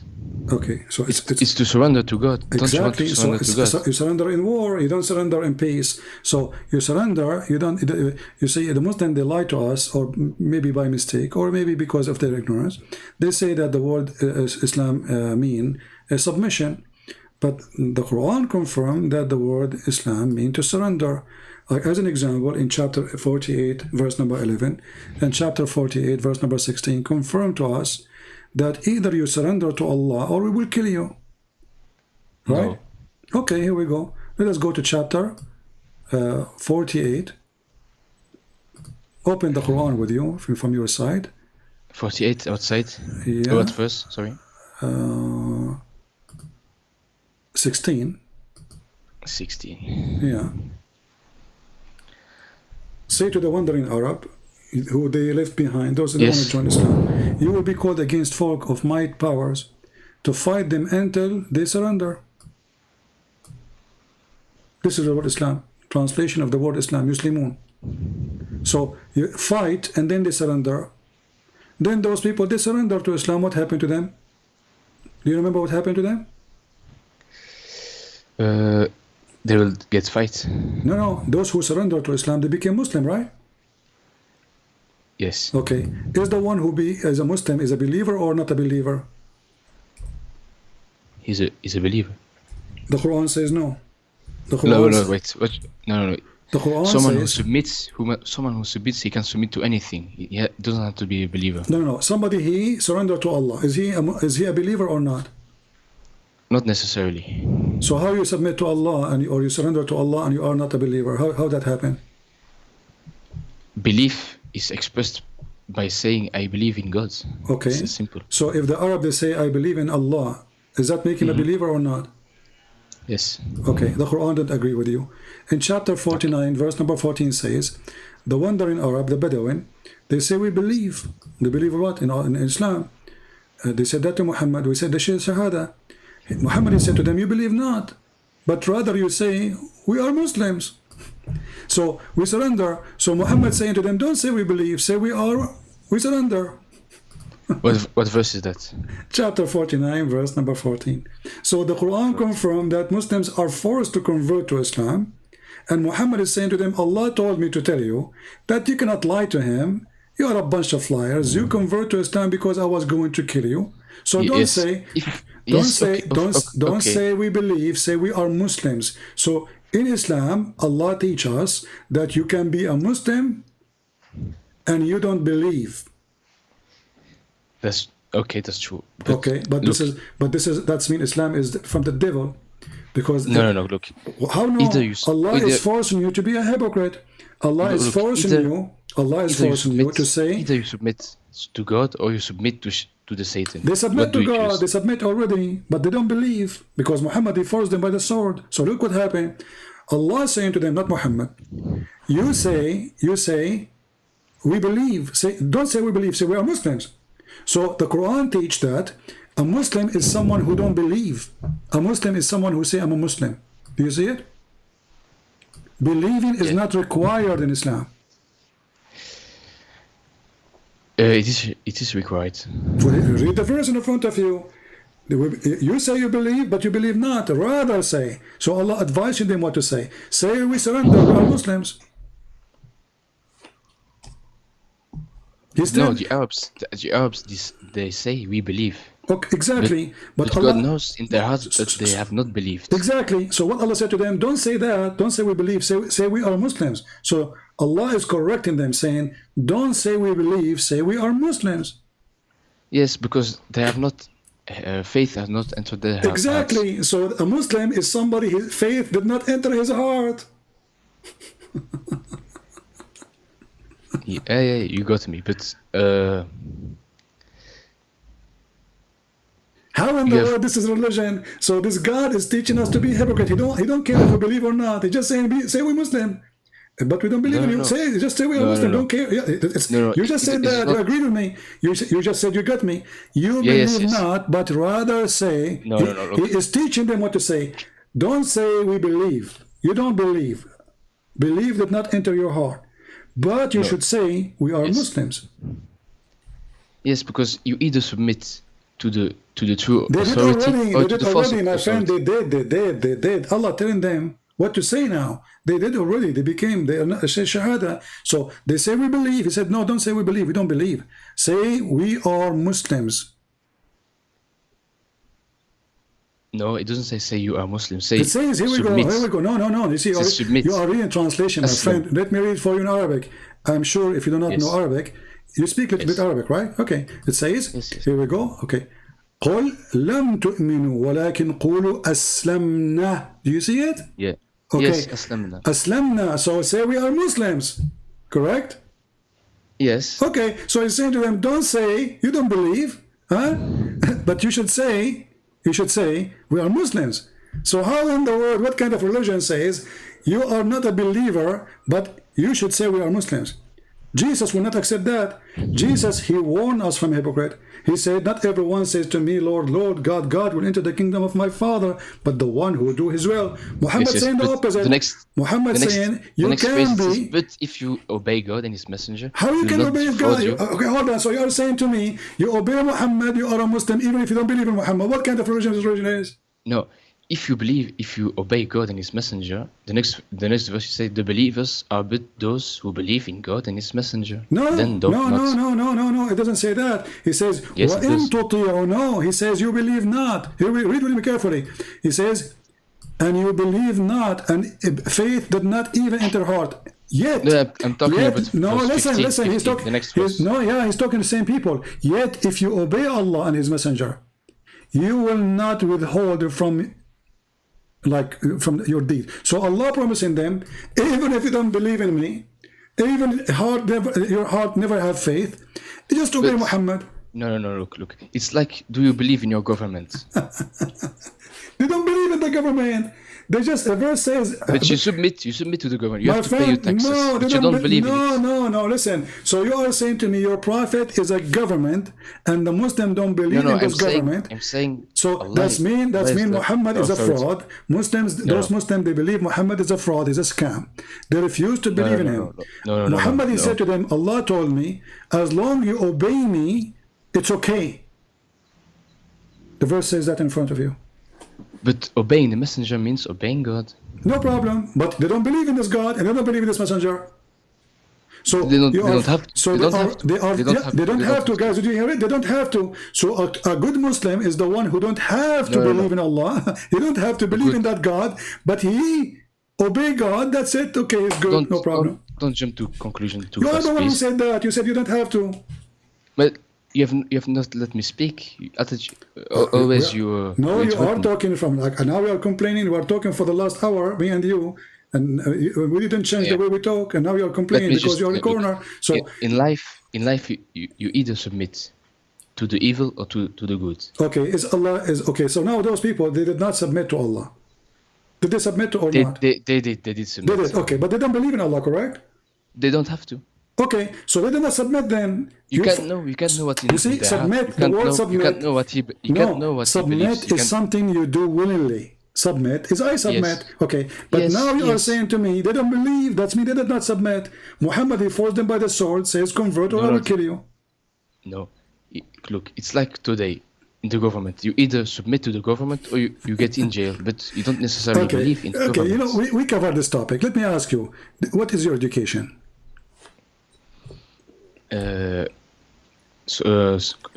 Programming. That's wonderful. Yeah. Did Allah program you? Yes. He programmed you? Yes. So you believe in destiny? Yes. Okay, so how you talk about belief if it's a destiny anyway? Allah destined for you to be a Muslim, correct? Yes. Okay, Allah destined for me to be a Christian, correct? Maybe you'll not later. No, Allah, He destined for me to be a Christian, yes or no? I don't know what your destiny is. No. Allah is the one who destined for me wherever I am, correct or no? Yes. Okay, so how Islam exists then? If it's a destiny anyway, so you believe, you don't believe, it's not, you are not believing anyway, it's a destiny. Islam is the most stupid religion because... No, it means you have your own choice. Where is the choice? Okay, where is the choice? You just said to me destiny. No, in the Quran says you have your own choice. Where it says? It says in the Quran everything. In Surah Baqarah 254, I think, of 256. Chapter 2? Yes. Verse 2 what? It's after 255, I think. The Quran 255. Yes. You are sure? Of 256. Wait, okay, let us see. Let us see where we will end. Okay, let us see. Here we go. Yes, 256. No compulsion is there in the religion, in doctrine. So if there is no compulsion, you are free to do what you want to do. Where it says that? 256. Where it says there's no compulsion in religion? No compulsion in doctrine. Okay, where it says that, what does that mean?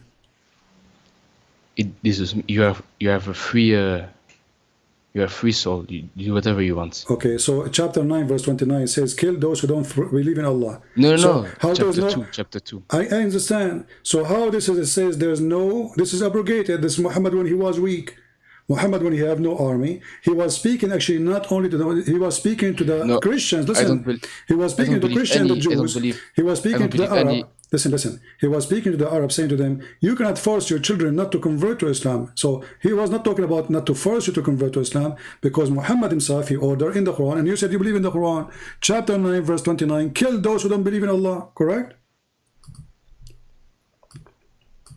No, I say this verse is not abrogated. No problem. If this is not abrogated, that means the contradiction in chapter. No. Okay, chapter 9, verse number 29. Can you read it for me? Chapter 9. Does it say, fight and kill those who don't believe in Allah and the last day, and they don't forbid what Muhammad forbid, specifically the Christian and the Jews? Wait, I'm gonna read it. What verse? Chapter 9, verse number 29. 29, okay.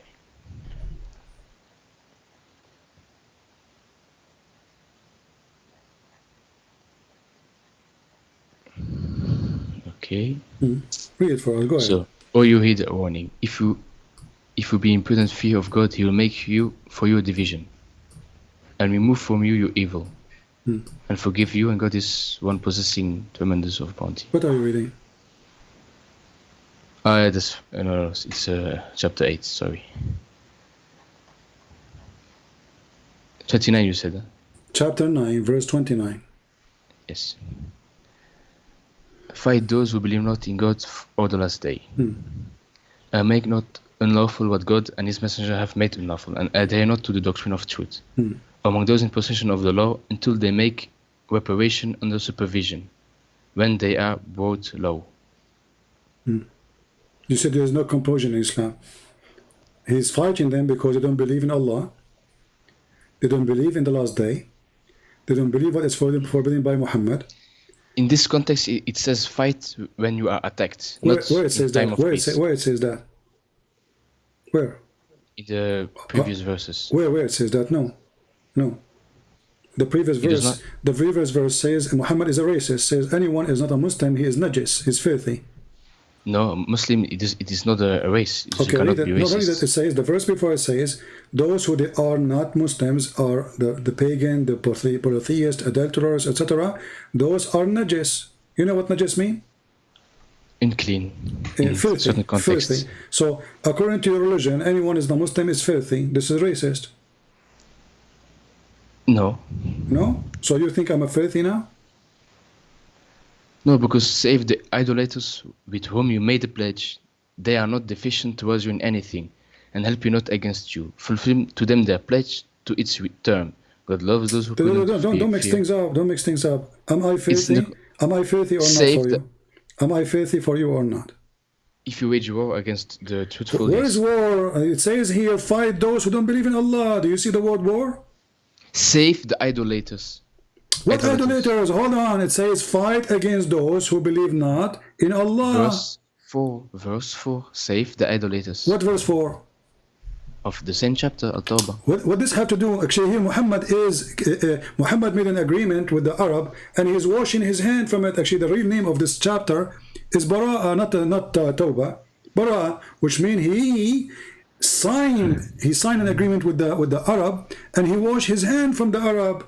He says, all the agreement I signed with them, it's gone. Go kill them. No, save the idolaters who made the pledge. It says all the agreement we signed with them, it is gone. Go and kill for the coming for month.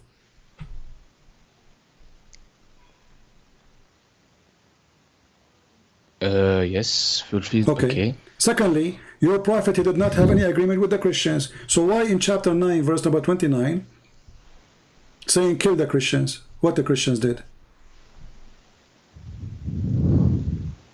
The answer is very simple. In verse number 28 it says, because now he killed the Arab, he took over the Kaaba, and he forbid them from coming. He says, if you are afraid that you will be poor, you will suffer from poverty, don't worry. Attack the Christian and the Jews and take their money. Read it. Right away, the verse after it. If you are afraid, people of Mecca, if you are afraid, Arab, Muslims, if you are afraid that you will be poor now because we killed all the Jews, you're talking about verse 30. We killed all those who don't believe in me. You are afraid that you will fear poverty. Don't worry, Allah will give you His bounty. What is the bounty? Fight against the Christian and the Jews, kill them, and force them to pay jizya. So it was for money. Yes, but what verse you're talking about? Verse 30. Chapter 9, verse 29, verse number 28. 29, okay. So he want to kill them for a very simple reason. Doesn't say there anywhere because they are fighting you. No. Fight, this is specific for the Christian and the Jews. Fight those against those who don't believe in Allah. Doesn't matter who. Jizya. Jizya does not mean what you think it is. What does it mean? The verse, it says, until they make reparation under supervision when they are brought low. Law. That's my law. Okay, does it say you have to bring them law? Low. It Okay. means lower. Law, like under your shoes. Yes. Okay, so the jizya mean to humiliate the Christians, to put them under your shoes. No, it means metaphorically that they Not have metaphorically, to you are going in war and you are killing them just metaphorically now. You are taking their country, they are taking their money, you are taking your women, their women, and now you are saying to me metaphorically, and it says you have to bring them low. And I say to you, it's mean put them under your shoes. You said yes. This metaphorically now? Wait. Let me just process the verse. Metaphorically. Anyway, my friend, take care. I'm here for long, and it's time. That's enough for today. So, you know, this is what happened. You know, this kid, he don't want to read interpretation. He don't want to read, because reading interpretation is going to make him look bad. So we did our best without going reading interpretation. It's obvious. I'm not going to hold you from being a fool. If you want to be a fool, this is your business. But don't waste my time. Your prophet is an evil man. Extremely evil. From sex with the children to rape, stealing the money, flirting with the wife of his son. A very filthy man. And a liar. The Jews say Uzair, the son of Allah. Where we can find that in the Bible? Where we can find that the Jews, they worship a person, his name is Uzair. Mental. He's looking for excuse to kill them. And the Christian, they say the Messiah, the son of Allah. So you kill them? Yes. And then he said to you, go to chapter 2, verse number 256, says, there's no conclusion in Islam. That is a joke. That is a verse Muhammad, he said the opposite way. You cannot force your children not to convert to Islam, not the opposite, because Muhammad said, go and kill them. And Muhammad, he made it clear. This is why he don't want the hadith. You see, when the Muslims, they say, I accept only the Quran, that's because they are ashamed of their prophet. It's a clear sign of being ashamed. Muhammad, he said, I've been victorious by terror. He's proud about it. The first terrorist is Muhammad, not ISIS. You see it? All of this is Sahih. He's a terrorist.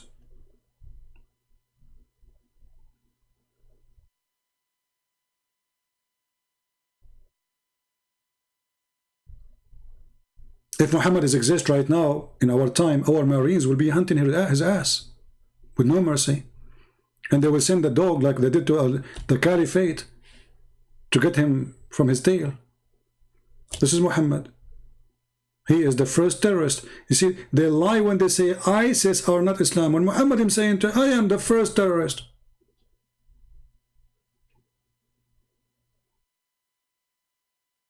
All those are authentic. Even he says that people did terrify because of my terror from a distance of 1 month journey. 1 month journey. Imagine how filthy he is. People are terrified when they hear that Muhammad is 1 month journey. Not anymore. Come to Muhammad. Not 1 month journey, 1 day journey. You will see what we will do to you.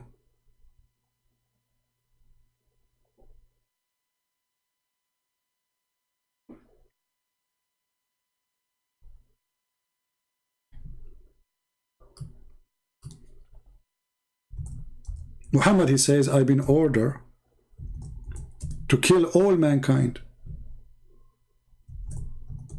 The Muslim Abdul, he's smart, he says, oh, it says to fight all mankind, not to kill. To fight, to kill them. I've been ordered to kill all mankind until they say I'm a prophet. All mankind. People who fought him, don't fought him, doesn't matter. That's why ISIS are going all over. And he put conditions. Not only you have to say Shahada, you have to pray. Not only you have to pray, you have to pay him. Not only you have to pay him, you have to eat as he eat. Not only you have to eat as he eat, you have even to say what he say. And then and only then their blood is safe from the filthy Muhammad. Criminal.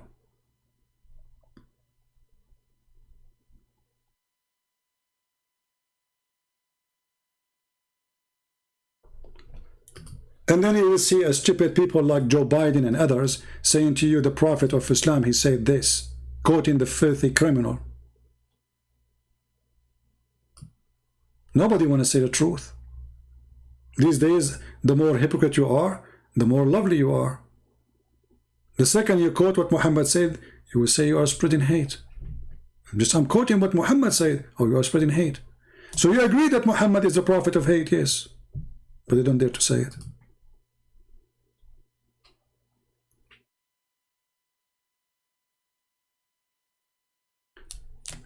I consider anyone who don't believe in the hadith and tafsir is out of Islam already. Actually, Muslims, they have fatwa about it, that somebody don't believe in the hadith, he is not a Muslim anymore. He is an apostate. And this is a very good thing, by the way. They feel ashamed of their prophet, so they want to delete the biography of their faithful prophet. And then they try to hide behind the book, it's called the Quran, so they can play with the meaning, but they cannot do that. The Quran is the most stupid book ever. When the Quran says sperm coming from the backbone, and the Muslim, they start saying, oh no, it doesn't say there, it says from the backbone, it says from the side of itself. Actually, there's a Muslim, he posted there in one of the comment. Let me see which one. Yeah, I think I did not copy it.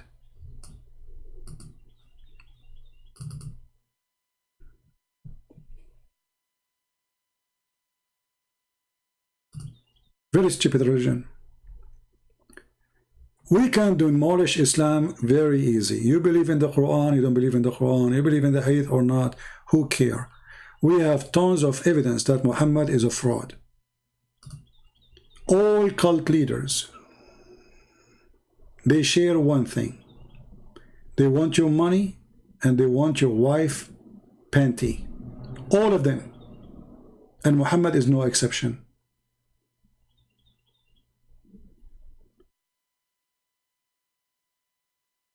To the point even the Muslims are proud about the Prophet penis. I mean, look at this religion.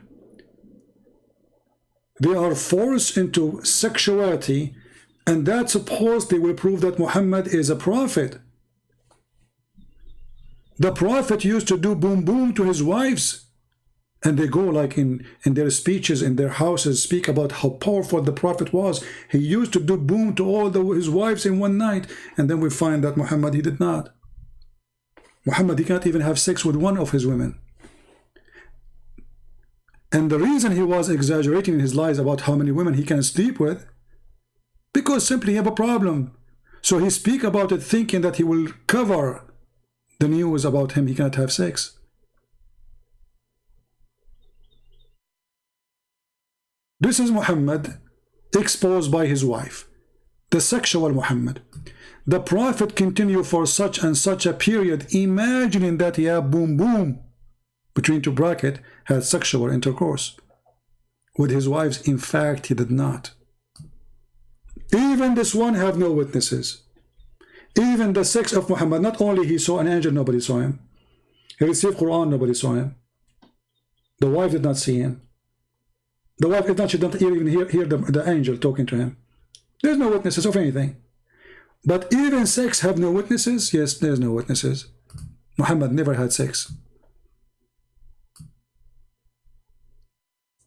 And the excuse that Muhammad under black magic, we love. What black magic? A Jewish guy, he controlled the penis of the Prophet? I mean, aren't you ashamed even to say it? That somebody took some hair from the private part of Muhammad and he made magic over him? So his penis is not functioning? And what kind of God he could not protect his Prophet from black magic? And why all those things happen to Muhammad only?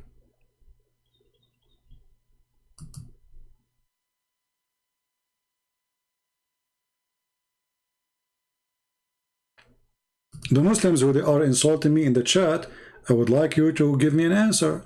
Like Ibn Hayyan, why you don't call me Ibn Hayyan so we can laugh? Can you tell me how the Prophet was not protected by Allah and he was imagining things? When your Prophet, he was imagining himself having sex, and he was doing sex obviously, but with something else, not with the wives. Can you explain to us what happened? You can call me names, who cares? I'm nobody, I'm not a prophet.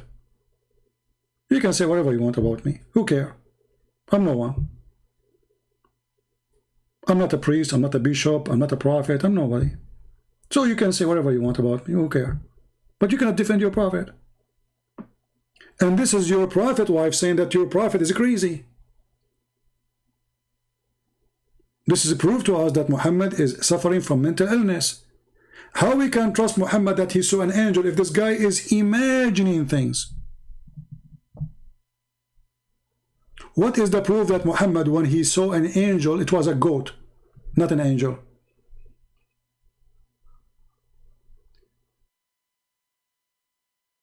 Huh?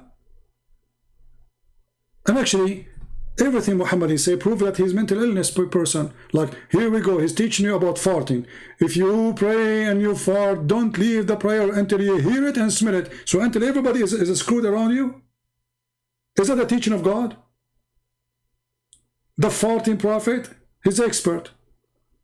When you say Allahu Akbar, shaitan start farting, here we go.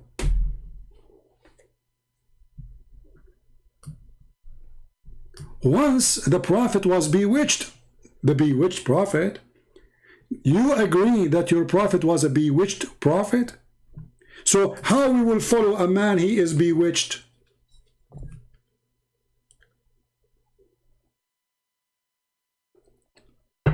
Any Muslim can tell me?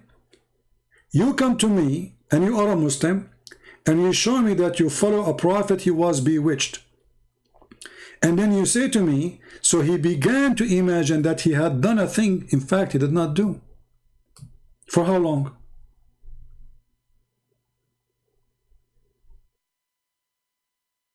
Refute Fulham theist video on Aisha age.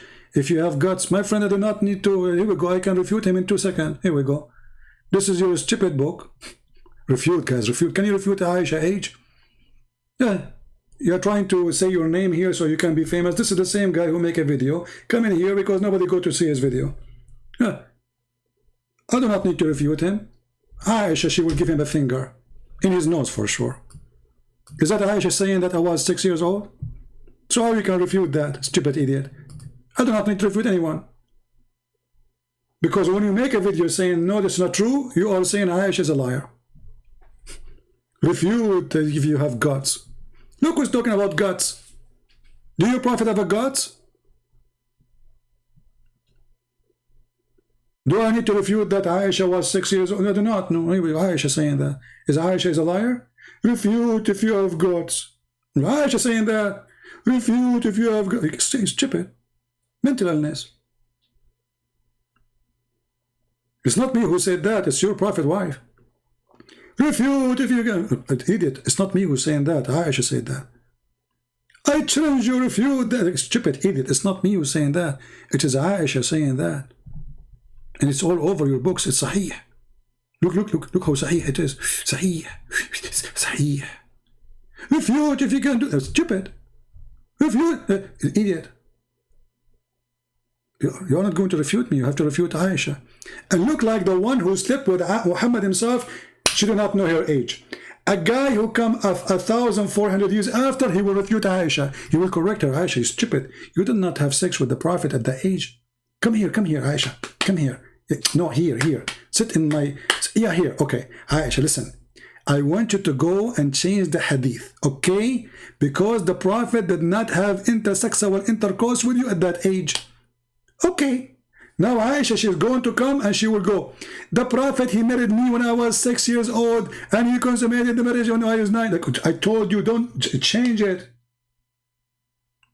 You want to refute me, you idiot? Stupid people. And suppose he's excited. Refute. Cookie. You're like Erdogan. Big mouth, but his country is bankrupt.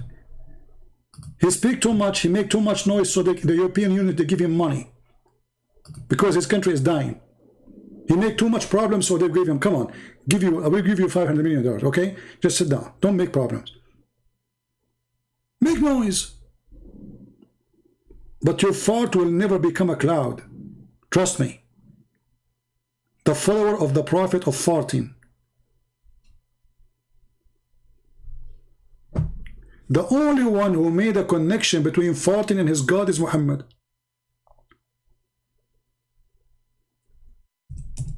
And look how much respect he have. That when you pray to Allah, Shaitan, he start farting. Knowledge, special knowledge.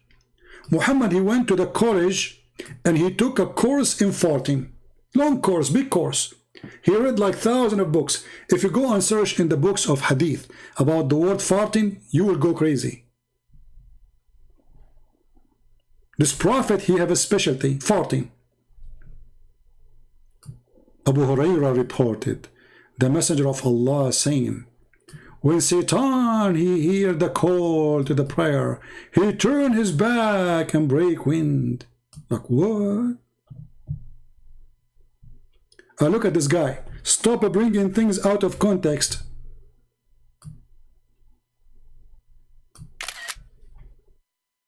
I did? Out of context? She said she is 6 years old. I bring things out of context? Poor guy trying to promote his channel. Nobody is going there.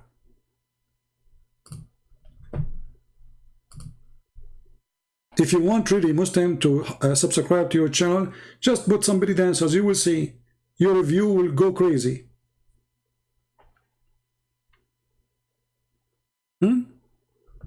How the Prophet, he noticed that when Shaitan, he heard the prayer, he fart. And why Shaitan he fart? And how he can fart? And how come we cannot hear it? And how come we don't sweat it or smell it?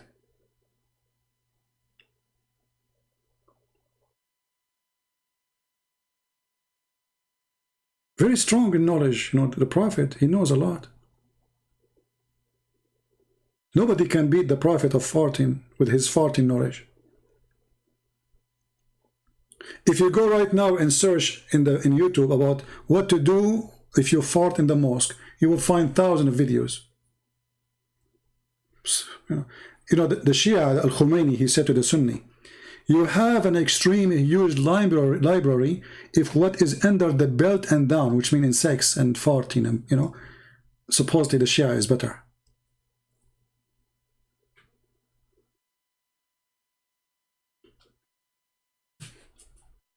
Do you remember the guy who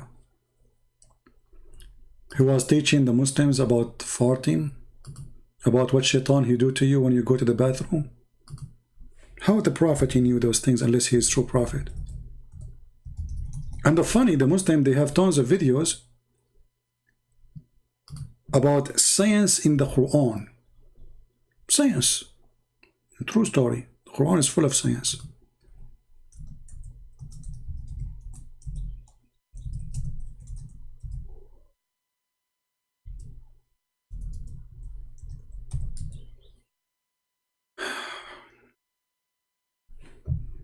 I mean, we have to agree.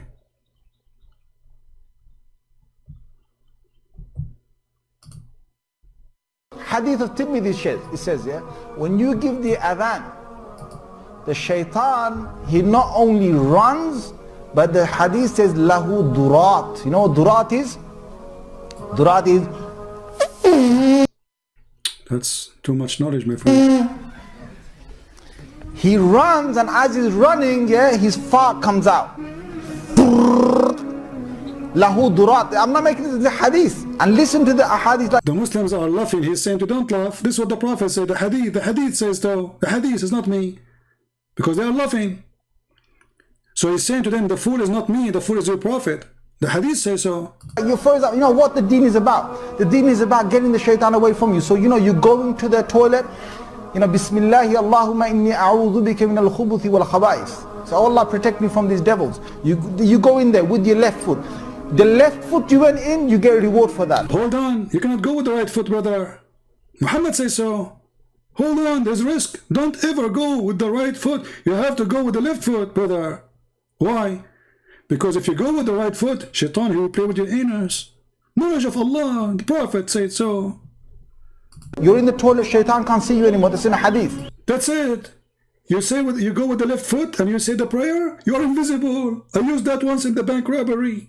I went in the bank with my left foot. I said the prayer, Muhammad, he says, the police and the security did not see me. I took all the money in the bank, brother, and I left. I became invisible.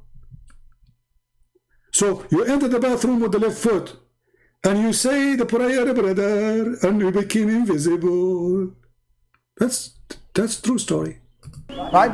If you don't say the dua, what happens is... What will happen? Oh, don't do that. You don't say the dua, you don't say the prayer. What will happen? Look at this. The shaitan not only comes inside, but the hadith of Tirmidhi says he plays with your bowels. Oh boy. Now look what happened to you, you idiot, because you did not say the prayer. Shaitan now is inside your ass. May Allah ask you. See what you did to yourself. You are in the bathroom now and you are trying to solve your problem, to get it out, and you are pushing it down, excuse my language, and shaitan is blocking it. Stupid. Why you don't follow the teaching of Allah? Plays with your bowels. He plays with your bowels. So you're inside there, you're thinking you're going to be out there in 5 minutes. He's taking you 20 minutes and you're still not halfway there. You know why? Because shaitan is going, ooh, la la. See? True story, brother. The Prophet says so. The Prophet says so. I mean, this is why they are ashamed of the hadith. You see what? Trying to get rid of it. But in their schools, in their universities, in their mosques, they teach it. But in front of us, they deny it. Because they knew it's shameful, it's stupid. So they try to hide the stupid Prophet teaching by denying what their Prophet said. Dr. Farting. So now because you did not say the prayer, shaitan is blocking your anus? All the Christians, they go in the bathroom and they have no problem. Oh, brother, shaitan, he target only Muslims. Look at this religion, conspiracy even against their anus. Muslim, he see conspiracy wherever he go. If you eat pork, there's conspiracy against him. If you listen to music, conspiracy against Islam, brother. You go inside the bathroom, shaitan is playing with his anus. He have sex with his wife, he have to say a prayer, otherwise shaitan, he will wrap himself around the penis of the Muslim.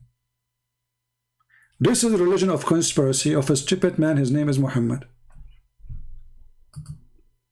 And now, as long as I left you with something nice, it's farting. So I hope you guys have a good time. Already we are here for 3 hours something, 3 hours 33 minutes. So you see how short the video is. I said to myself, let me go for 15 minutes. 15 minutes or 3 hours 33 minutes. All right, that's a very short video anyway. So I want to say, guys, thank you very much for being here. And I really appreciate all of you. Don't forget to subscribe. And don't forget to download the videos with those, because we don't keep them for long, as you know. So don't forget to download the videos, share them with your friends. You can cut them pieces, like those who called me today. You can, cut the video, make it only their call if you want. Whatever topic you want, you can do editing for the video. Just be honest and don't play with it. And add subtitle, translate your language, whatever you want. Let the whole world see what Islam is about. Islam is made by a stupid man, and he have nothing good except stupidity, unless stupidity is good for you. Sometimes stupidity is good. Sometimes honestly, I wish I'm like stupid. Stupid, you put your head, you sleep right away. Life for you is just to eat, whatever. I mean, life is very simple, and you just live like nothing. Nothing to think about. Stupidity sometimes is comfort. And maybe this is why they are staying in this religion. Because stupidity brings comfort. Thinking will bring headache. It's too much. It's harmful to a brain never been used. How you can make a brain work again after years of rust? It's not easy. But my friend, we are here with the help of the Lord, and He will take your rust away. All those Muslims we speak to them today, including the idiot one, we hate none of you. We are here to help you. We are not against you. We are against stupidity. None of us is against the Muslims. We are against Islam because Islam is a stupid religion, dangerous religion. Islam is anti-human, anti-security, anti-health. I mean, imagine a religion promote drinking piss of the camel. Suddenly, drinking wine is a sin and drinking piss is a blessing from Allah. Everything is awkward in this cult. So, until I see you again, I say, may the Lord bless you. Pray for the Muslim to see the truth, and the truth will set them free. Don't hate them, help them, and this is what we do. We fight against the terrorists, yes. We are peaceful with people of peace, yes. We love to save Muslims, yes. But that does not mean giving hugs. That's mean to have a person saying the truth as it is, not by compromising and being hypocrite. Today, sadly, many Christians, they think that a good Christian is somebody he is hypocrite. Somebody he say Islam is good, just to preserve peace, supposedly. That will not make peace happen, my friend. You are just putting dust over your own eyes. Islam is evil, no matter what you say. Saying it is peace will not change the fact that you are an idiot and Islam is not peace. Never be politically correct. It's an illness, it's a sickness. Not me for sure. Thank you. May the Lord bless you. And I will see you soon again. Christ is Lord. Islam is false. And we prove it every day. Take care.